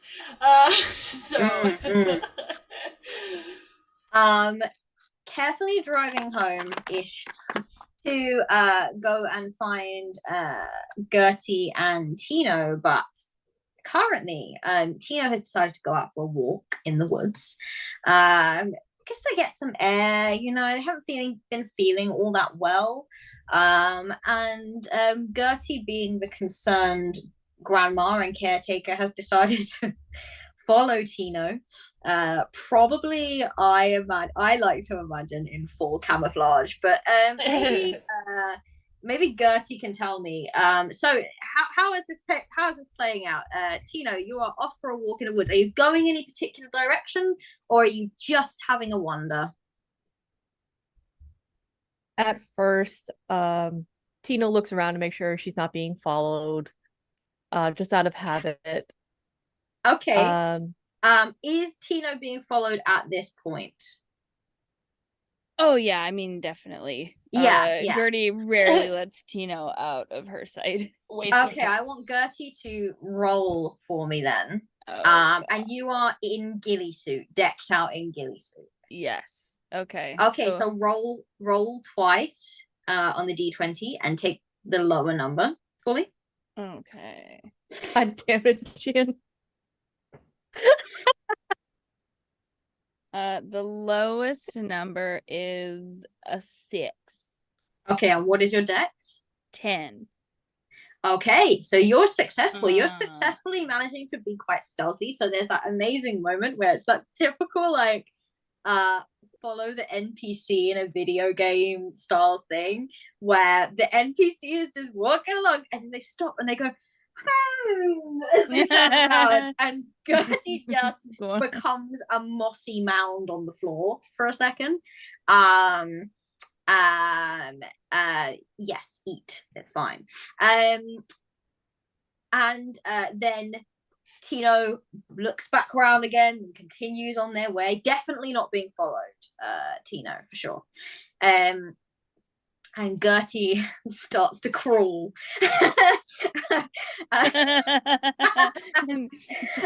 Snake! To crawl after Tino to make sure that Tino's doing all right. Okay, so you are going no particular direction, just making sure you're not being followed, and then you're off. Oh crap, Tino? Yeah. Oh, there we go. Yeah, you froze for a moment there, and I was like. Okay, so Tino is just keeping an eye out for a habit that she doesn't quite remember. As she's doing so, she is wandering around, enjoying the sun. And as she's like more confident that she's not being followed, she's standing up a lot taller at full height. And like her shoulders are back, she's relaxed a bit, and she walks towards this hollow. It used to be like some part of private property many, many years ago. Like there's vines all over the buildings. There's like a still standing stone bench and a vine covered swing that's hanging from a tree. In nearby is a stump with like a little cubby hole, I guess. She looks around, smiles, and goes over to the cubby and pulls out a little bag that has been knitted in colors of blue, white, and gray. And on the needles, for my knitting folk, it is about, I want to say a size 6 or 4 millimeter for my metric folk, needles that are a cable needle. And she is currently knitting herself a little lap blanket with whatever yarn she's been able to like scrounge together or whatever the grannies allow her to have. And she goes over to the swing, like does the thing where you like you put your arms around like this like the chain or like the rope so you don't fall over. Like sits down and just hums. Her voice is usually a little higher when she's around people, but her voice goes a little bit deeper, like how I am in my chest right now. She's just humming a magical. No, it is not tentacle snuggies, but that's an idea. It's basically a magical called How Merrily We Live. She doesn't realize she's just like sitting and knitting and genuinely relaxed.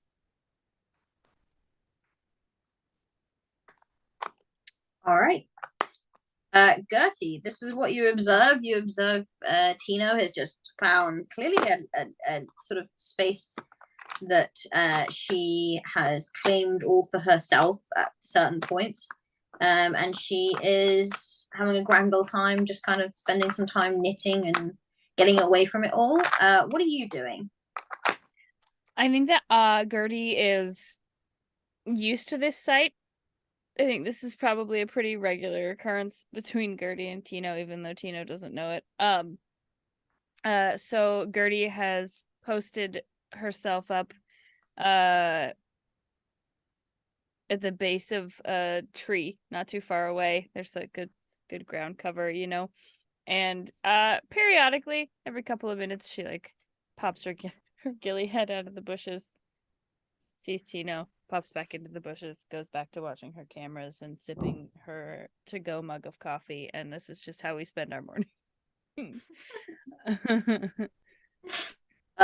Brilliant. As you kind of like occasionally like pop your head up to check on Tino, at one point you kind of pop your head up and you just take a kind of a look around the area. It's kind of, you're not always just looking at Tino, you're looking to make sure that there's like no wild animals, or like probably you're looking for Bigfoot, let's face it. Yeah. We must always be vigilant when hunting cryptids. You know the cryptids are out there. You just have to keep your eye, you know? You just have to keep your eye, exactly. So you're all kind of looking at Tino, looking for Bigfoot, looking for something unusual. And you see just off, like sort of behind a sort of copse of trees, There, you get excited.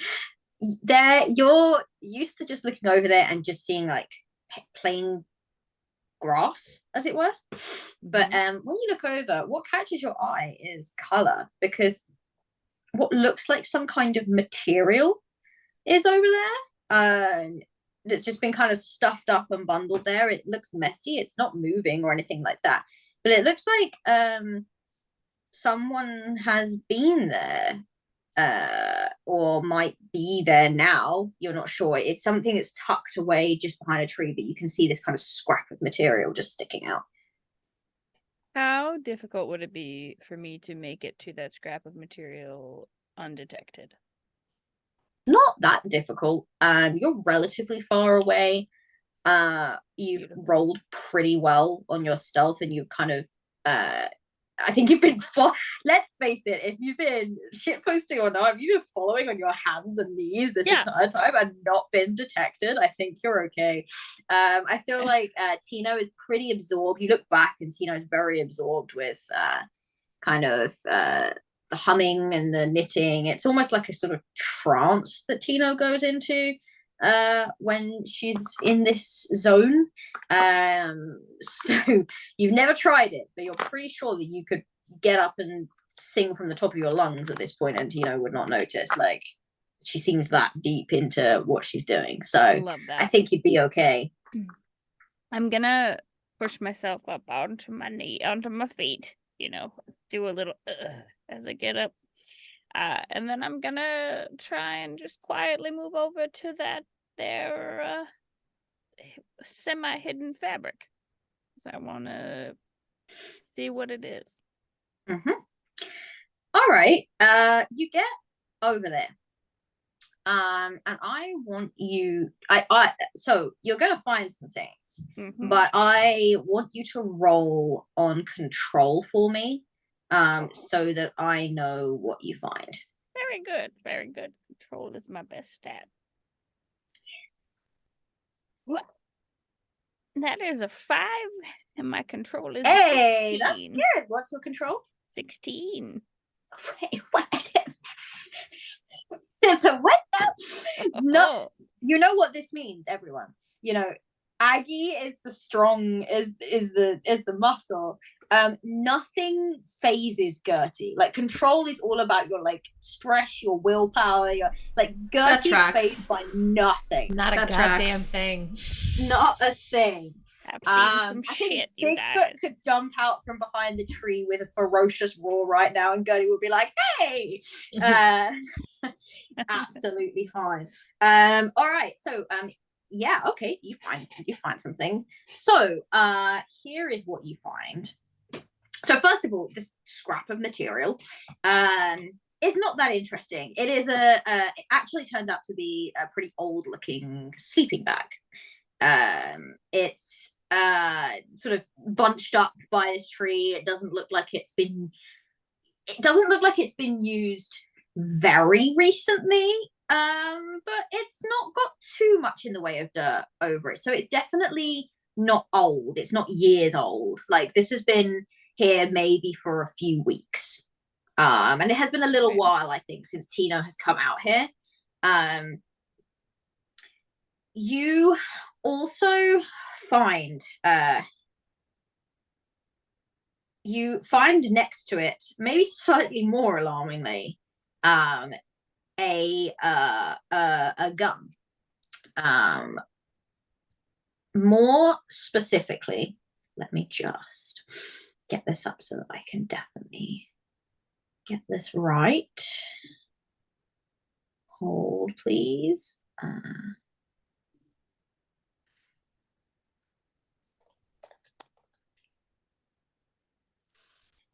You find, yes, it's a hunting rifle. It looks to be, because I think that you're an outdoorsy kind of. It looks to be in working order. You would know. It looks to be in working order. It is slightly. The scope has a very slight crack on it, but nothing that can't be either repaired or really impedes the use of it. It's just very slightly cracked. It's quite a bulky thing, so if you were to pick it up, it would take up 2 inventory slots. But it has some shells next to it. And what's interesting is it's loaded up with a shell. It doesn't look like, upon your inspection, that it's been fired recently. It looks more like the shells are kind of boxed up. They're not even opened. Like, it looks like it's the intended purpose of this was not necessary to fire, but to fire if necessary, kind of thing. It was not like they're being used a lot. And certainly this area is not too far from your cabin, so you would have heard if someone was firing shots out here, for sure. So you find this hunting rifle. You find a digital camera, which it's out of battery at the moment. It's not damaged or broken. It's out of battery. You know that your beloved Aggie has a camera charger at home, so you could very quickly charge that up should you want to. But it seems to be in perfectly functioning order. And you find a small photograph. And what it looks like is a very blank background, but very, very clearly the picture is Tino. Looking straight at the camera with a very straight face. And is it the face? A bit younger than she's looking now. And on the back is scribbled 3135 ? Okay. But that is clearly Tino. Like, that is unmistakably a picture of Tino. Yeah, that's definitely okay. And that is what you find. There is also nearby a sort of a broken antler. And on this antler is growing some very small, slightly blue mushrooms. And it is covered in this, and it brings you back to that coyote momentarily. It's covered in this yellow dusting. But it's just kind of sitting there. It's very small. And yeah. That is what you find in this area. It looks like someone has been here recently. You would probably look and say that no one has been here for a couple of weeks. But it looks undisturbed. There's a sort of fire that's been put out, and it was out quite some time ago. But someone has been here. I think you would notice that, because the way that this copse of trees is when you kind of look, you realize you're on like a ledge. And you can see quite clearly from here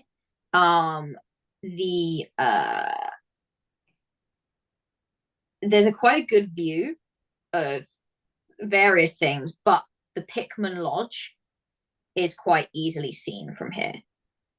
Oh. Okay. So we're okay. So we're kind of near, probably like my second camera, sort of in. Yeah. Okay. I would say so. Yeah, I would say that you're on like that's cam 2 right there, isn't it? Yeah, I would say that you're kind of relatively close. You kind of come quite deep in. You're no longer in the surround. You're in the forest. Okay. And the way that this is, you're just up on a ledge at the moment. You kind of didn't even think about the fact that getting up here was like, it was a bit of a hilly climb, but you've realized you found yourself on this ledge. and it's overlooking, and it's still quite some way off, but it is overlooking the Pickman Lodge. Okay. I'm going to pick up the camera. Does that take up an inventory slot? It will. Okay. For now, but obviously once you get home, you can choose to take things out and stuff. You can mess around with your inventory as much as you like, but for now, if you wanted to take everything, you can. Okay, so I'm gonna put the photo of Tino into one of my ghillie suit pockets. Is that also an inventory slot, or is that a free item? I will allow the photo to not take up an inventory slot. I will allow that to be non-inventory.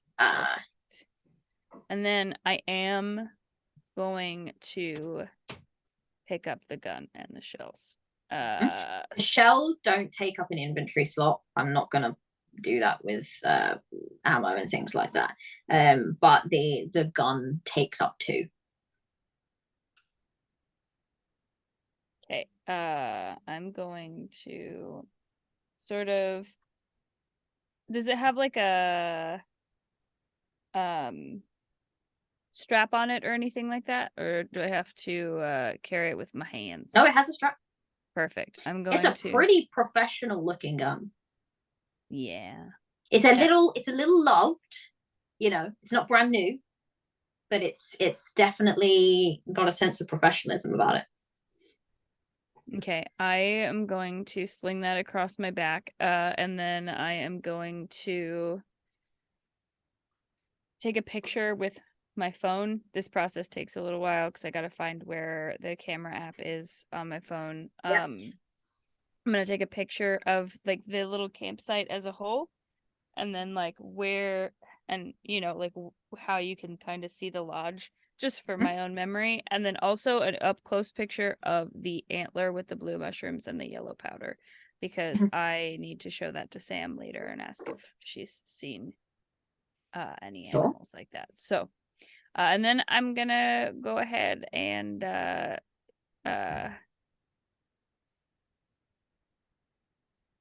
kind of just wait until Tino's done. I don't want to leave her out here alone. I might doze off a little bit, but I'm pretty alert, so if I hear movement, I'm gonna wake up. Cause you gotta keep your eyes open and your ears listening for the for the big one, And yes, Gertie is the kind of person to say please and thank you to Siri, because I also say please and thank you to Siri. That is absolutely fine. I also say please and thank you to Siri. All right. You head back and you wait until Tino is about ready to go. Tino, I would like you to make a control save for me. Just in this area, you know this little area very well. But I just want to see if you spot anything odd or unusual around. Okay, time to pick the die for the day. But we're gonna go with Big Sparkly.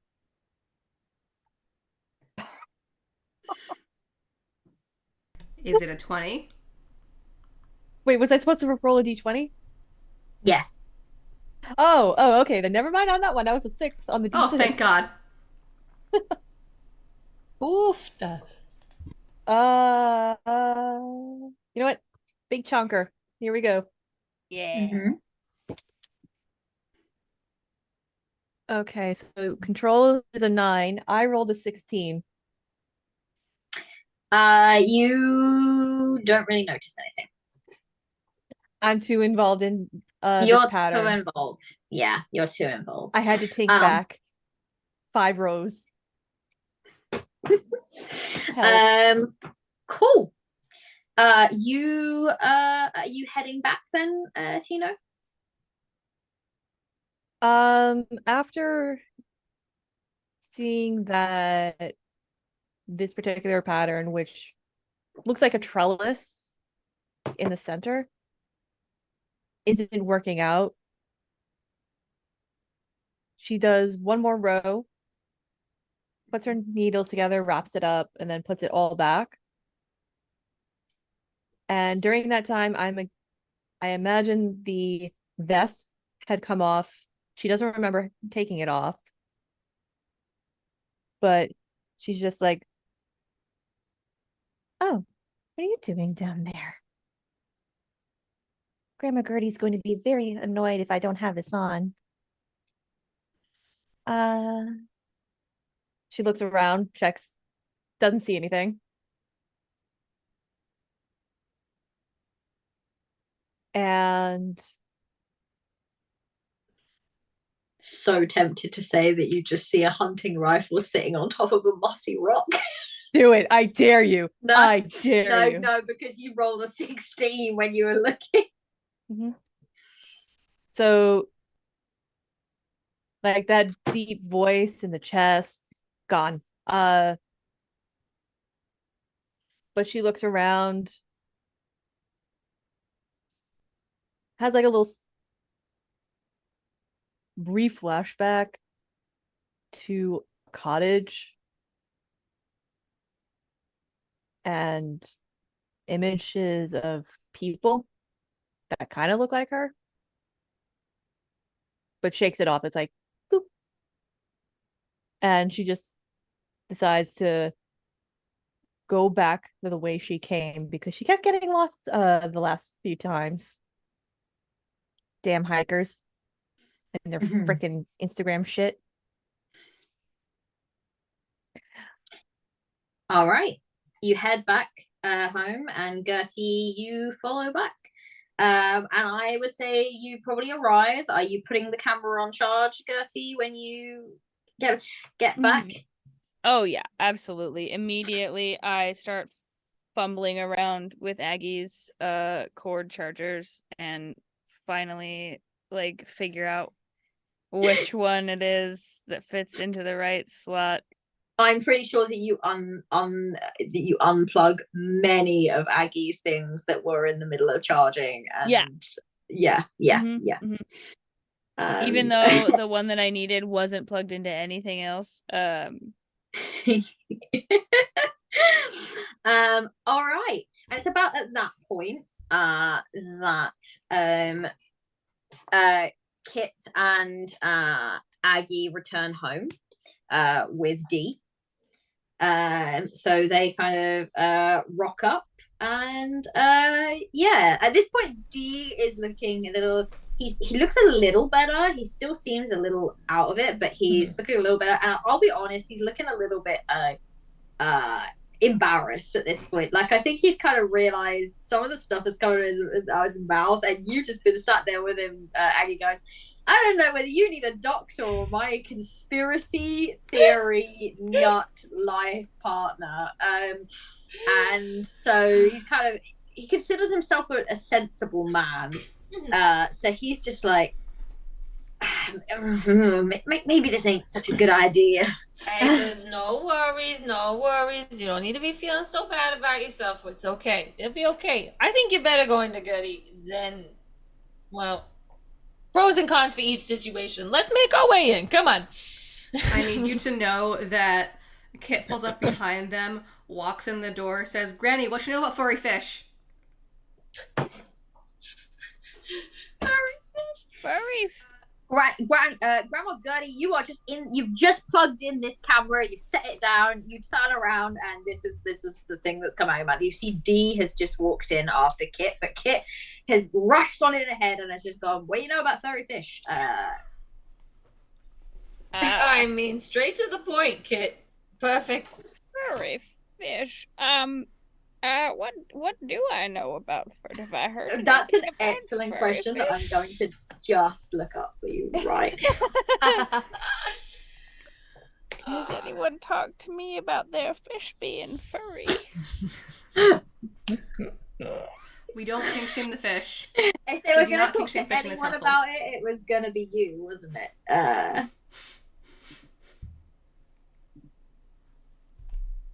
Oh, that's right. What?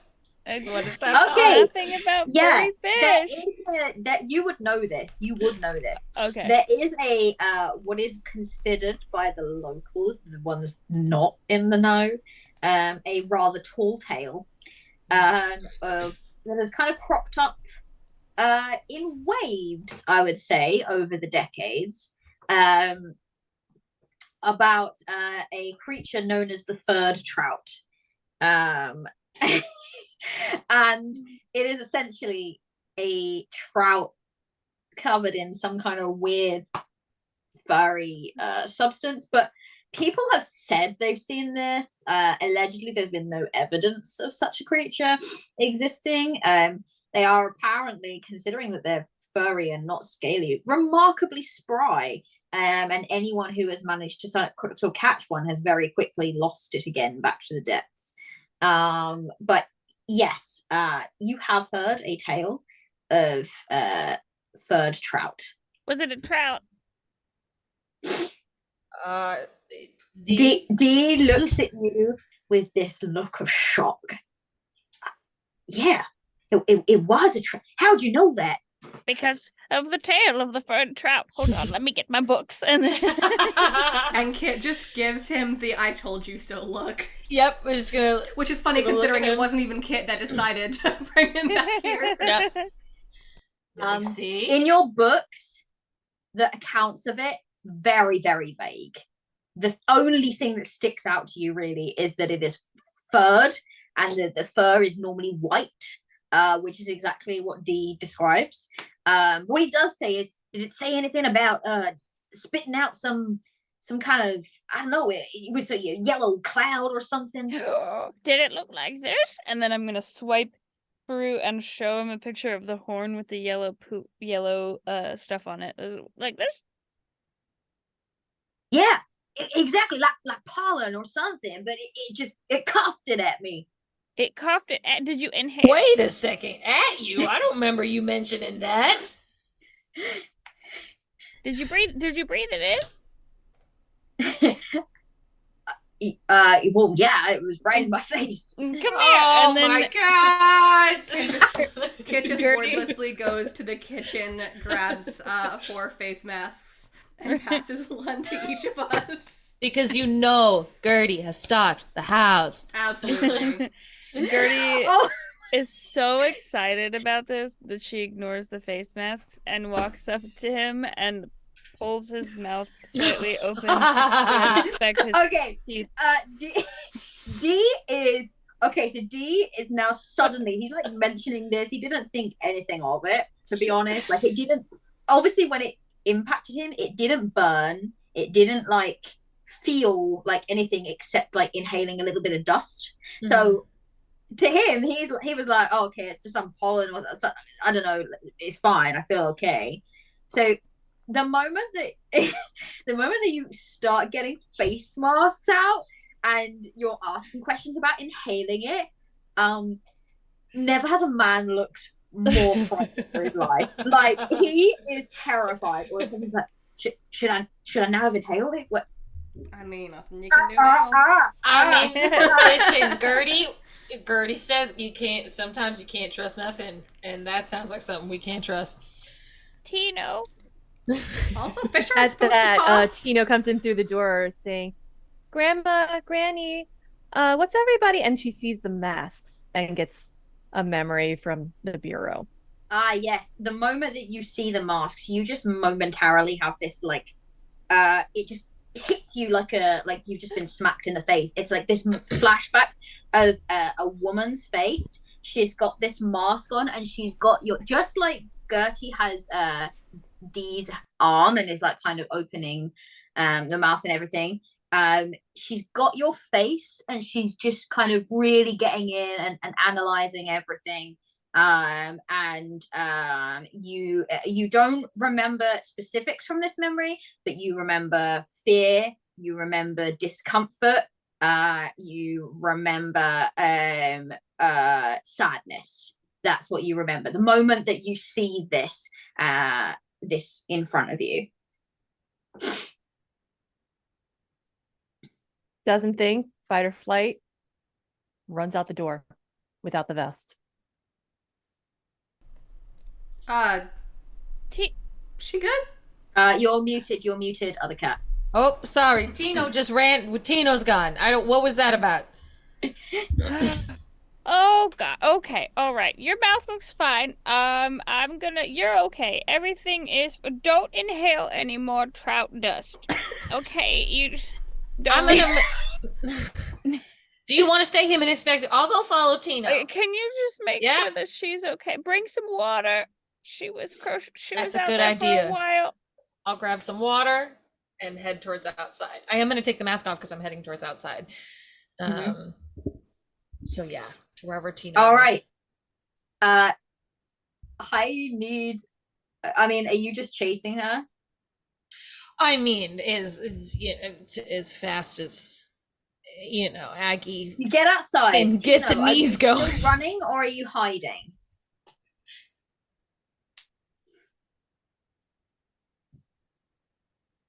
I would say full on running at. I would say full on running and full stride. Oh man. I'm not going to be able to keep up with her. Like, Tino! She's in fear mode. Tino, it's Grandma! Okay, Tino, I would like you to make a control save.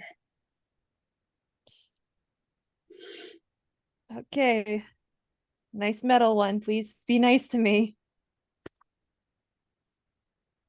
Hey, that's a 3. A 3? Oh, amazing. You are running, you are full stride, you are about to go into the deep dark forest and get thoroughly lost. And you and Agatha, you watch it because there's no way. And No. I've seen your deck score, but even if it was much higher than that, there's just no way. The knees aren't having it, baby. But the moment that you hear Agatha's voice, you are snapped back into reality, and it makes you stumble. Actually, you're so like weren't expecting it, and it stops you mid stride, so you kind of end up just falling over. But you are back. You've got a few steps into the forest, but you are back, and you can just hear Agatha calling out to you. And I'll keep Which is walking weird, just that a moment way. ago you were in the doorway and you can't really remember how you got here, but What? Tino just sees Grandma Aggie. I'm still walking toward. Hey, honey, I got water. What's happening? What was going on? What was that about? What? Come on, get up. Come over here. Making my way. Get her some water. bringing her back inside. Yeah. I think you roll so well with your control save that I think upon seeing masks again, you won't go back to that place. You will feel uncomfortable. And you will have a sense of there's something about those masks that make you uncomfortable, but you will not go back to that memory. The cup appears, and in it is a mixture of chamomile, lavender, and some other questionable substance that we do not talk about, but it tastes delicious to Tino. Just comforting herself with her own beverage. All right, you make your way back in. Meanwhile, Gertie, D is looking very confused, I'll be honest. His mind has been completely blown. And he'll say, like, I mentioned it to Greta, and she looked at me like I was crazy. And I felt like I was crazy, but you're telling me these things are real? Well, you're the most detailed description of them that I've heard. And like, she's got a notebook out, and she's like taking like little notes about everything that he said. All the descriptions are so vague, so I don't know a lot about it. But none of them have ever said anything about the yellow pollen. but I came across a cougar in the road we all did the other day. It was covered in that stuff, and it just was laying there.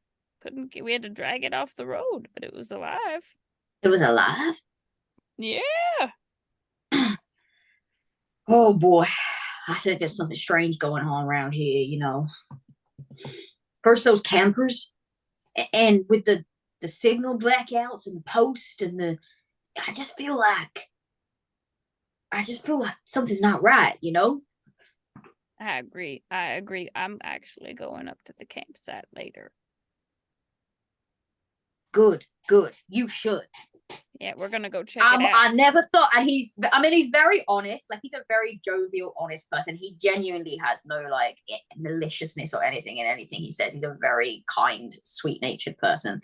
But he just looks at you and he just goes, "I gotta say, Gertie, I never thought I'd say this, but you're the only one making any damn sense around here." I knew you would come around someday. Oh, thanks for the raid. Welcome, readers. We have Welcome, raiders. Thank you, Insight Check. Welcome, Hello. Insight Check rating for the party of 7. Yeah. Well, this feels like a good time to just mention that your time is running out to enter our giveaway. It is for a core. It is for the core zine of Liminal Horror. So the core book and the core rules, alongside one adventure module which is called the Bureau. For those of you that saw last week, you would see that I mentioned it in a sort of opening video monologue that I did. But the Bureau is a place that is very akin to the SCP universe. So if that is something that interests you, you will absolutely have fun running that module. But definitely enter. You can do so by typing ! Liminal, and that will garner you 1 entry into our giveaway, and we will announce the winner at the end, probably in sort of 20 or so minutes, because our time is running short, everyone. All right, so you come in, and at this point, I'm guessing like people are kind of making like lunch and getting ready. D is very much like, he's very like, you know, I'm feeling better. I'm gonna go home and just try to rest for the rest of the day. Like, and he does seem a bit nervous. He's like, "You really think I'll be all right with having inhaled that stuff? Maybe I should go to the doctor anyway." I don't think that's a bad idea. Just don't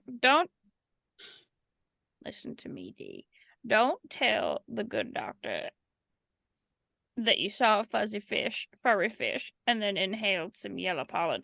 You just tell that doctor that you stumbled across some pollen or something, and it made your throat feel funny, and you just wanted her to look. Because if you say you saw a furry fish, they're not going to believe you. They never believe me when I talk about the things I see. Oh, goody. Tino twitches at the word doctor. Twitching in the corner. Tino looks very uncomfortable in the corner. Very quiet, but not currently interrupting any kind of proceedings.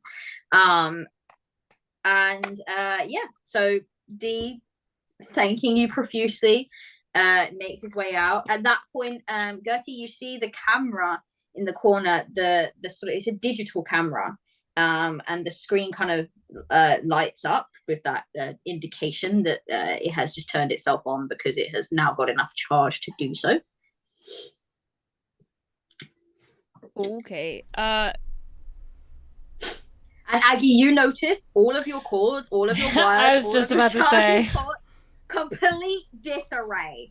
Is there a reason has happened here that while you were out? Why is the humidifier unplugged? My phone was charging over here. What is your Kindle's unplugged? Unforgivable. I mean, I know I haven't touched it in a few weeks, but I wanted it charged just in case. Granny, that's not one of your cameras. Yeah, wait a second. What is it? What? Oh God, how did that get there? And then Gertie's gonna run over and unplug it and I'm shove picking it up into- before I'm grabbing it before Gertie runs over. You picking it up? You would make Yeah. it before Gertie gets Oh, there. yeah. Gertie's not fast. Well, why don't we do a dex off? Oh no, that's not fair.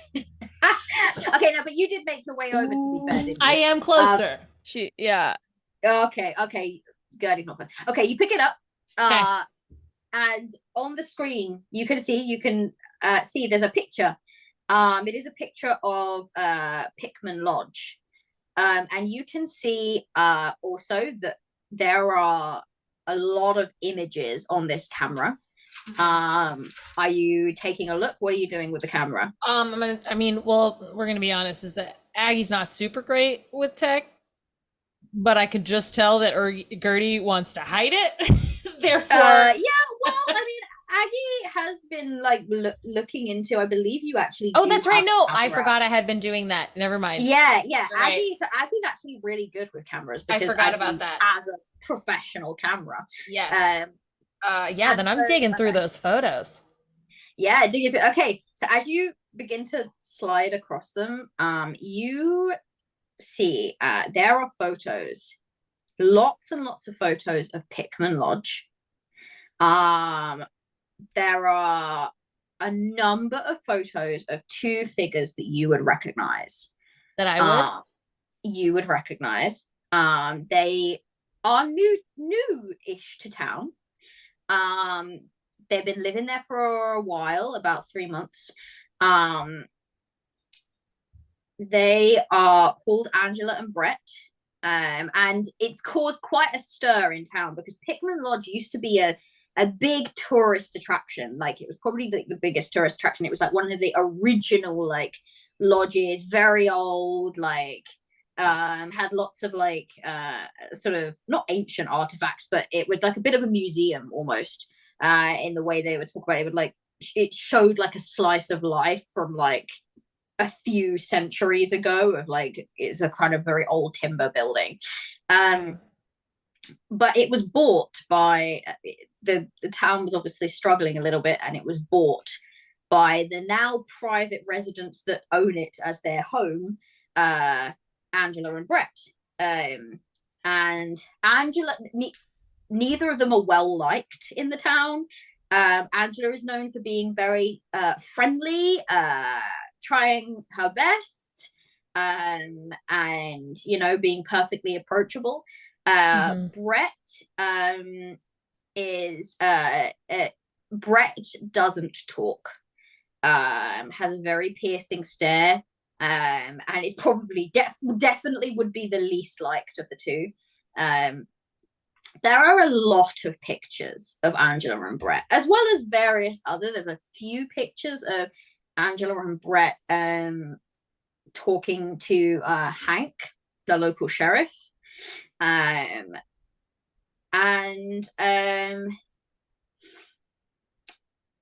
There is also, as you're kind of flicking through and you're like, the lodge, Brett, and Angela, like, it's very like a very focused thing. There is one picture of you, Gertie, and Tino, all in town. Just, I mean, you can probably, even if you look at it, you probably wouldn't even be able to. You go back and forth between Coldwater Town quite a lot, and you probably wouldn't even be able to picture exactly when it would be. It looks like you're heading to go and get some supplies, maybe from the co-op or something. But it's just the three of you just in this picture. The focus of the picture is definitely Tino. But it is just the one picture, and the rest of them are Brett and Angela. Gertie, where did this come from? No secrets, Gertie. Where did it come from? Aggie, I need to talk to you outside. All right, fine. Okay. Kit, do you mind keeping an eye on Yeah. you guys? Okay, thank you. Tino, honey, could you brew some tea or coffee we can put in the thermos for our trip to the campsite? It's actually a fantastic idea. Do you do You cold just brew? you just see the hands like white knuckling the metal cup. And then whatever was in there changes to a ceramic mug with sheep on it that are just jumping around. And it is Seattle cold brew, not Starbucks, but a local brew. And essentially just goes, Gabby. Thank you, sweetheart. You can just set it down So on I- the table. How about you get a snack? Seems like you've had a rough morning. You okay? You want a hug? Yes, please. Okay, honey. And then Gertie, before we go outside, Gertie is gonna go. I feel like the height difference is She has to squat down. in order to get she the actually goes grandma down hug. on her knees to like give a hug.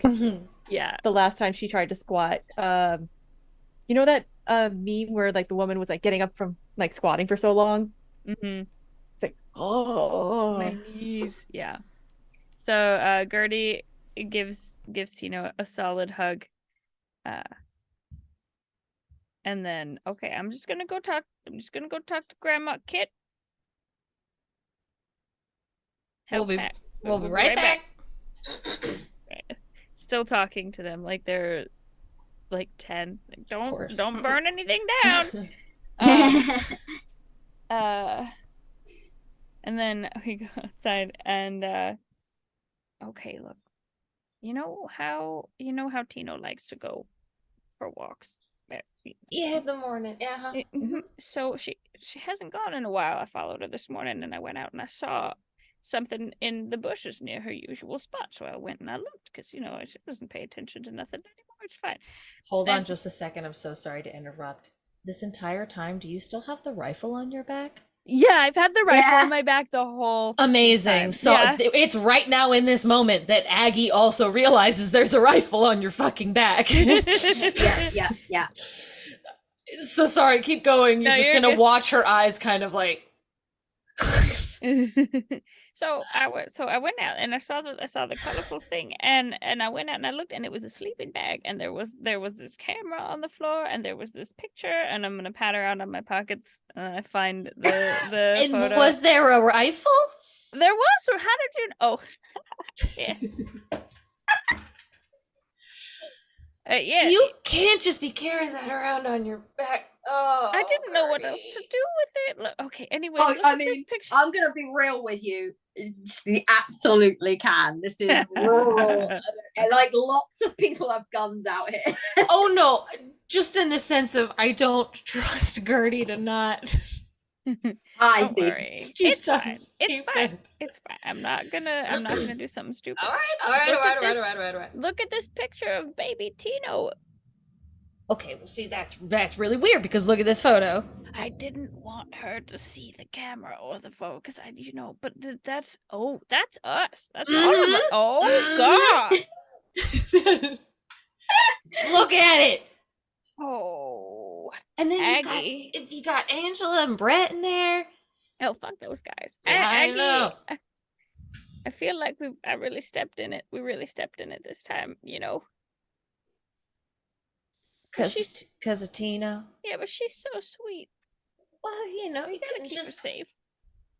But now I'm worried about Kit's safety. If this person, look at this gun. Look at the size. It's bigger than me. That's not saying much. It's not. Yeah, right? Like, teeny little fucking thing. Ding. This is starting to. Oh. It's gonna be okay. We just gotta keep. Oh my God. We gotta keep the kids safe. part of me is like, do we leave him at home while we go into the woods? We can't do that. We all gotta go. We gotta go together. Because I'm not letting you go alone. And we can't leave Tino unattended. And Kit just got here. I miss them. I don't know. Me too. I'm so excited to see. I'm so glad they came. Listen, we had a really great time out in Oh, the storm I'm and stuff. glad. It was good. That makes me so happy. Okay, so you don't know whose this is. You don't. I didn't see it. There was nobody there. It looked like it had been a couple of weeks, but they were definitely watching Tino and the lodge. All right, I'm gonna put the camera in my pocket, and I'll hold on to that one. I don't know. We gotta get to the campsite. We gotta go. And then we gotta go look at the lodge. Okay. All right. The cooler's packed. Lunches are made. Let's round them up. Time to go. While this is going on, Kit's gonna kind of look over at Tino and try to get like a general vibe check of where their head is at. Not a specific one, just a general, like, do they need something? Well, control tends to. I think that control would be the best thing to be able to read someone in that way. All right, let me pull up my character sheet because I forgot that I had one. All right, let's see. There it is. Well, I rolled a 13 and my control is a 10, so I guess not. You can't really read much. Other than that, I mean, Tino looks a little out of sorts, but then Tino always seems to look a little out of sorts. You have very limited experience with Tino's wide emotional range, shall we say. So you're not really sure. Tino seems to be someone that jumps about in mood, will suddenly 1 minute be fine, and then the next minute will be like cowering and running away or having some kind of moment. So I think right now you don't know Tino really well enough to be able to pinpoint exactly what's going through Tino's head or why they might be reacting in this way. Then I will go off of what Granny did, and I'll just kind of like pop over to the couch, grab the little throw blanket, pop over to Tino and kind of like hold it out. Do you want a blanket? Tino, how tall is Kit? Kit's about like 5'6". Looks down at Kit.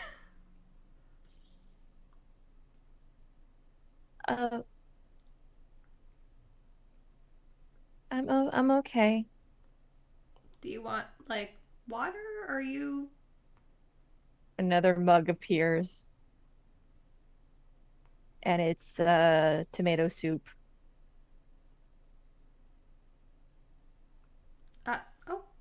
Thank you. Do you want anything? I should be okay. Okay. I just don't remember what happened. I mean, Okay. I was at the door, and then I was by the woods, and Granny almost took out her knees for some reason. I feel bad when she has to do that. I mean, at least she wasn't taking out somebody else's knees. Oh, that was Karen 2 months ago.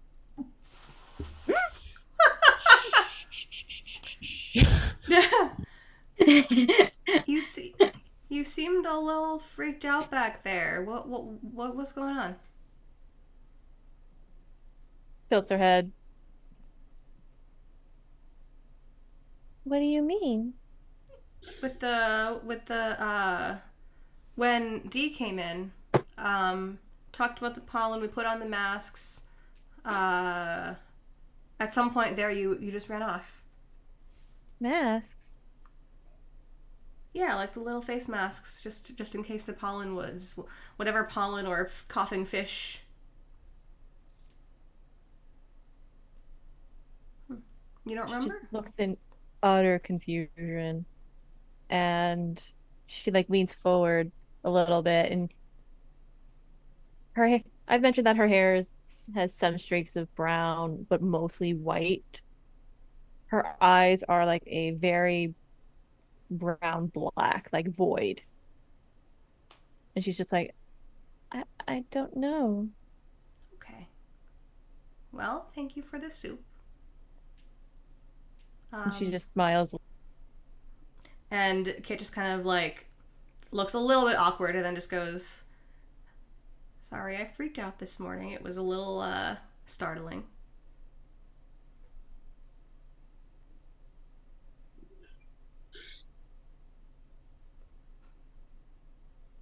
Grandma and Granny were right. It's been a while since that's happened. I mean, the doctor's always had me sleep on floors, so. And she just like spaces for a second. The fuck kind of hospital? Wait. Someone has to go to the hospital? No. No, everyone's okay. Everyone's okay. Oh. And she just looks at her watch. Question for GM Cat. That's me.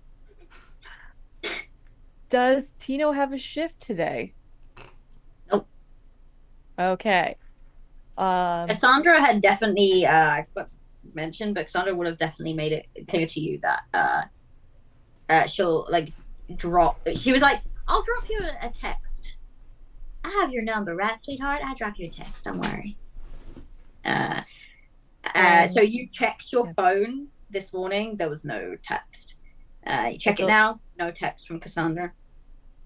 Okay, so I don't have to go to the diner today. Closes it, puts it down. She's probably gonna forget it again.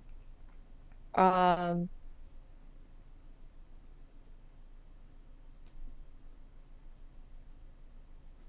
feel like I need to do something. Like something Do you want specific? some eggs?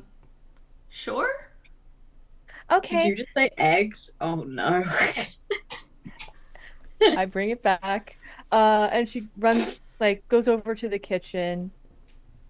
Bangs her hip. Like, oh, ouchies. Please tell me she just tosses an egg into the frying pan, like shell and everything. That does sound like something Tina would do. I'm just flashing. She almost does that. Two Actually, grannies. no. Can I roll for that? She can't be like near eggs unsupervised.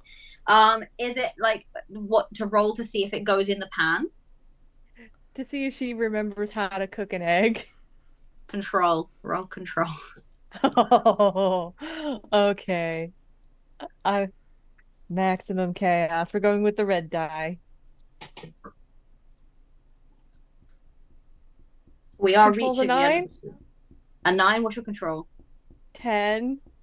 10. Wait, You do just about remember. You do just about remember. Right. Break egg first. All right, and we'll leave it there as you start cooking up some eggs for Kit, and the two grannies are having a conversation. And next time we will head over towards the campground and see what's going on over there. The kids are bonding. The grandkids are bonding. We'll pull away briefly as we kind of pull away from poor Kit and Tino having this nice moment, and the grannies trying to figure out what to do next and how they're going to manage this. These revelations that have come upon them that something is not quite right in Coldwater, and the two darling grandchildren that they adore and love might be in danger. There's a very real possibility that they are. And we'll just briefly journey back home with D as he makes his way along the trail. That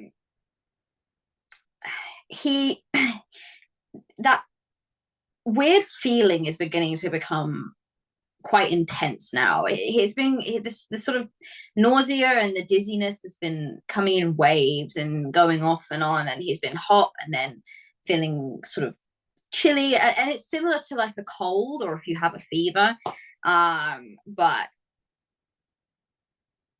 when you have a fever, you don't normally hear things whispering in your head, and that's just kind of like that slight thing that's kind of bugging him. And he's remembering this talk of this pollen, and he's beginning to wonder if maybe I should, when I go to the doctors, just mention this. And he can feel this sort of sweat pooling at his brow, and he reaches up to kind of pat at it. And when he reaches down, along his arm is these little flakes, and he realizes as he kind of pats at his head, his skin is beginning to flake somewhat with some of this sort of weird yellow, it's like dried skin, but it's a slightly yellowy color. And he takes a moment, and then he slams the brakes on and gets out, and holding his stomach begins to throw up, as he realizes that things are getting worse and worse for poor D. And we'll leave it there. Awful. Yeah, gross. This is fine. He's becoming a chupacabra. I'm sure he's fine. Yep, totally fine. Absolutely. Yeah. Absolutely Okay. fine. I'm sure he's Super great. casual. No biggie. He's flaking. He's floofing. Maybe. Cool. Let's just really quickly go around. I will go last this time. So let's start with Pond. Hi, I'm Pond. You can find me on the places as Pond Plays or Pond Plays Games. I'm slowly catching up with all of the new social medias. It's gonna be a while. I'm not sorry. You can find me here every Sunday playing this lovely game. You can find me now over on the initiative order every other Wednesday playing as a little baby goblin. And it's so cute. And starting in the next couple months, you'll see me back over on Feywild and Out, my home channel. So thanks so much, and back to you in the studio, DM Cat. That's me. Next up, let's go with Player Cat. Hello, I am Player Cat. You can find me on social media under Katrina Alicia or Cat Alicia. We're doing the process of working that over. I will obviously be here every Sunday while we go through this. And you can also find me over on my YouTube channel called Gallifrey Gals, where we watch and react to a lot of fun, nerdy shows. Other than that, I'm on all the socials and the TikToks and it's all things, the burning down Twitter. It's all there. Mm-hmm. And back to you, G and Cat. Thank you. Quick reminder to enter our giveaway. This is your last chance. Your last chance, because we're going to be drawing soon. Exclamation mark liminal if you want to enter. It's for the core zine and for the bureau module, which is sort of a dungeon crawl through the Monolith, a government organization that is looking after paranatural phenomena. So check that out and enter if that sounds like up your street. Next up is Shears. It's just in. Bloodthread Shears for short. I am a streamer over on my channel, Bloodthread Shears. I have a link tree because, unlike a lot of folks, I am Legion. I am many names because nobody wants to give me Bloodthread Shears in its entirety on their social media. I am also a professional belly dancer. I am a professional photographer. I run different drum photography. So if you're in the tri-state area of New York, New Jersey, Connecticut, and certain areas of Pennsylvania, I travel. I do everything from headshots for industry, headshots for businesses, portraits, boudoir. I am the creator of casual boudoir for folks who don't feel comfortable being in underwear. Boudoir is basically your closet. You're basically doing what you feel comfortable with. You can find me here every Sunday for Liminal Horror, and you can catch me on Tuesdays at 8 p.m. Eastern Standard Time for Mictum, where I will be playing Daddy Mary Do, a very Long Island mother with a very strong Long Island accent. And yeah, and trust me, if you thought my accent was strong now, also there is a thing I am working on, heavily redacted. Gotta love that NDA life. I should also be performing in October, so if you are in Old Bethpage, New York, come by. I will be posting on social media, and I will be staying on Twitter until it burns down. I survived the Tumblr porn purges of 2017, 2018. I'm still on there. I'm a very stubborn bastard. And now we take you back to GM Cat for the weather. For the weather, bloody hot here in Britain. That's the weather. Let's finish up with Burb. Hello, my dear darling friends. It is I, Jen Burb. I have been your friendly local kit, not to be confused with one of our two cats. I can be found over on Twitter at JenBurb. I pretty much spend all of my time here at Girls Run These Worlds, at least until we get our season 3 of Theros off the ground, which will be on GM Cat's channel. We will see how that goes. Right? However, I'm so fucking excited. I can also be found on Saturday evenings right now, running a game set in Sharn, in the Eberron world. It's D&D 5e. Swing by on Saturdays and come join me. But in the meantime, back to GM Cat for current events. Current events. Very apt, very apt. Okay, well, I'm GM Cat. Probably more known as Law Mistress 93 on Twitter, or just the Law Mistress. I have been the facilitator of this game, and it has been very fun, and I cannot wait for our next episode. What you can find me doing, a few things. Currently, I am trying to get my channel off the ground, as Jen has just mentioned. This will include season 3 of Therosian Odyssey, in which I am the DM. We are playing 5e. It is set in the world of Theros, so Magic the Gathering fans, be prepared. It is my Theros. It's you know, it's so there may be some changes to the lore that you know and love, but I will be doing that. I will also, I'm currently running Liminal Horror on Sundays, obviously, here. And on every other Thursday, I am playing in a Call of Cthulhu campaign, which is basically inspired by, like, if The Walking Dead met the 1920s, and I'm playing a very arrogant actress on that. So come by and check her out. Sylvie LaBelle is her name. Literally, Sylvie the Beautiful. I mean, like, could not be more arrogant. Try. Also, I am currently, my current project, my big one, is that I'm working on a game with Hatchling Games, and I'm very, very excited about that. It is Greek mythology with space, and I'm just super hyped. It's my first big game designing project, so check out Hatchling Games for more announcements on that. And my own Twitter as well, while Twitter still lives. And like I said, Law Mistress 93 is where you can find me on Twitter and other such social medias.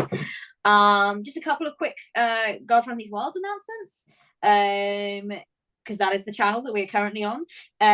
Mondays, the next game will be Rangers of the North, run by the amazing CEO Sarah Moore, and they are focusing on teaching Free League Publishing's One Ring 5th edition system. So they're doing some amazing stuff over there. Like, honestly, it's such a fun game. So if you're a big Lord of the Rings fan, or even if you're not and you just kind of want to check out that system as well, definitely check it out. Also, we have a casting call currently for the second season, I guess, of Alien. Now, if anyone remembers watching the first one, oh my goodness, probably one of my favorite actual plays on Girls Run These Worlds, period. It's just phenomenal. And this one is going to be also run by Fiona. So please check it out. It will be running, I believe, until today. Today is the last day to get that casting application in. I think, what's the date today? Yeah, it's the 9th of July already, everyone. Today's the last day to get your casting application in. So please, if you are interested in channeling your inner Ripley, then now's the time to do it. And you want Fiona to be GMing you through that, because she's fantastic.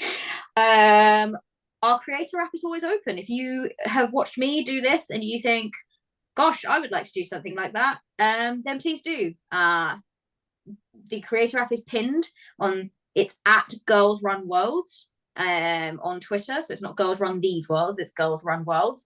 And you can always submit a pitch, and our lovely people over at Girls Run These Worlds will do the best that they can to get that off the ground for you. So without further ado, I believe that is everything. Let us quickly draw the winner of this amazing giveaway that we have been doing. So I trust that Jen Berg is the person that does this. Yay.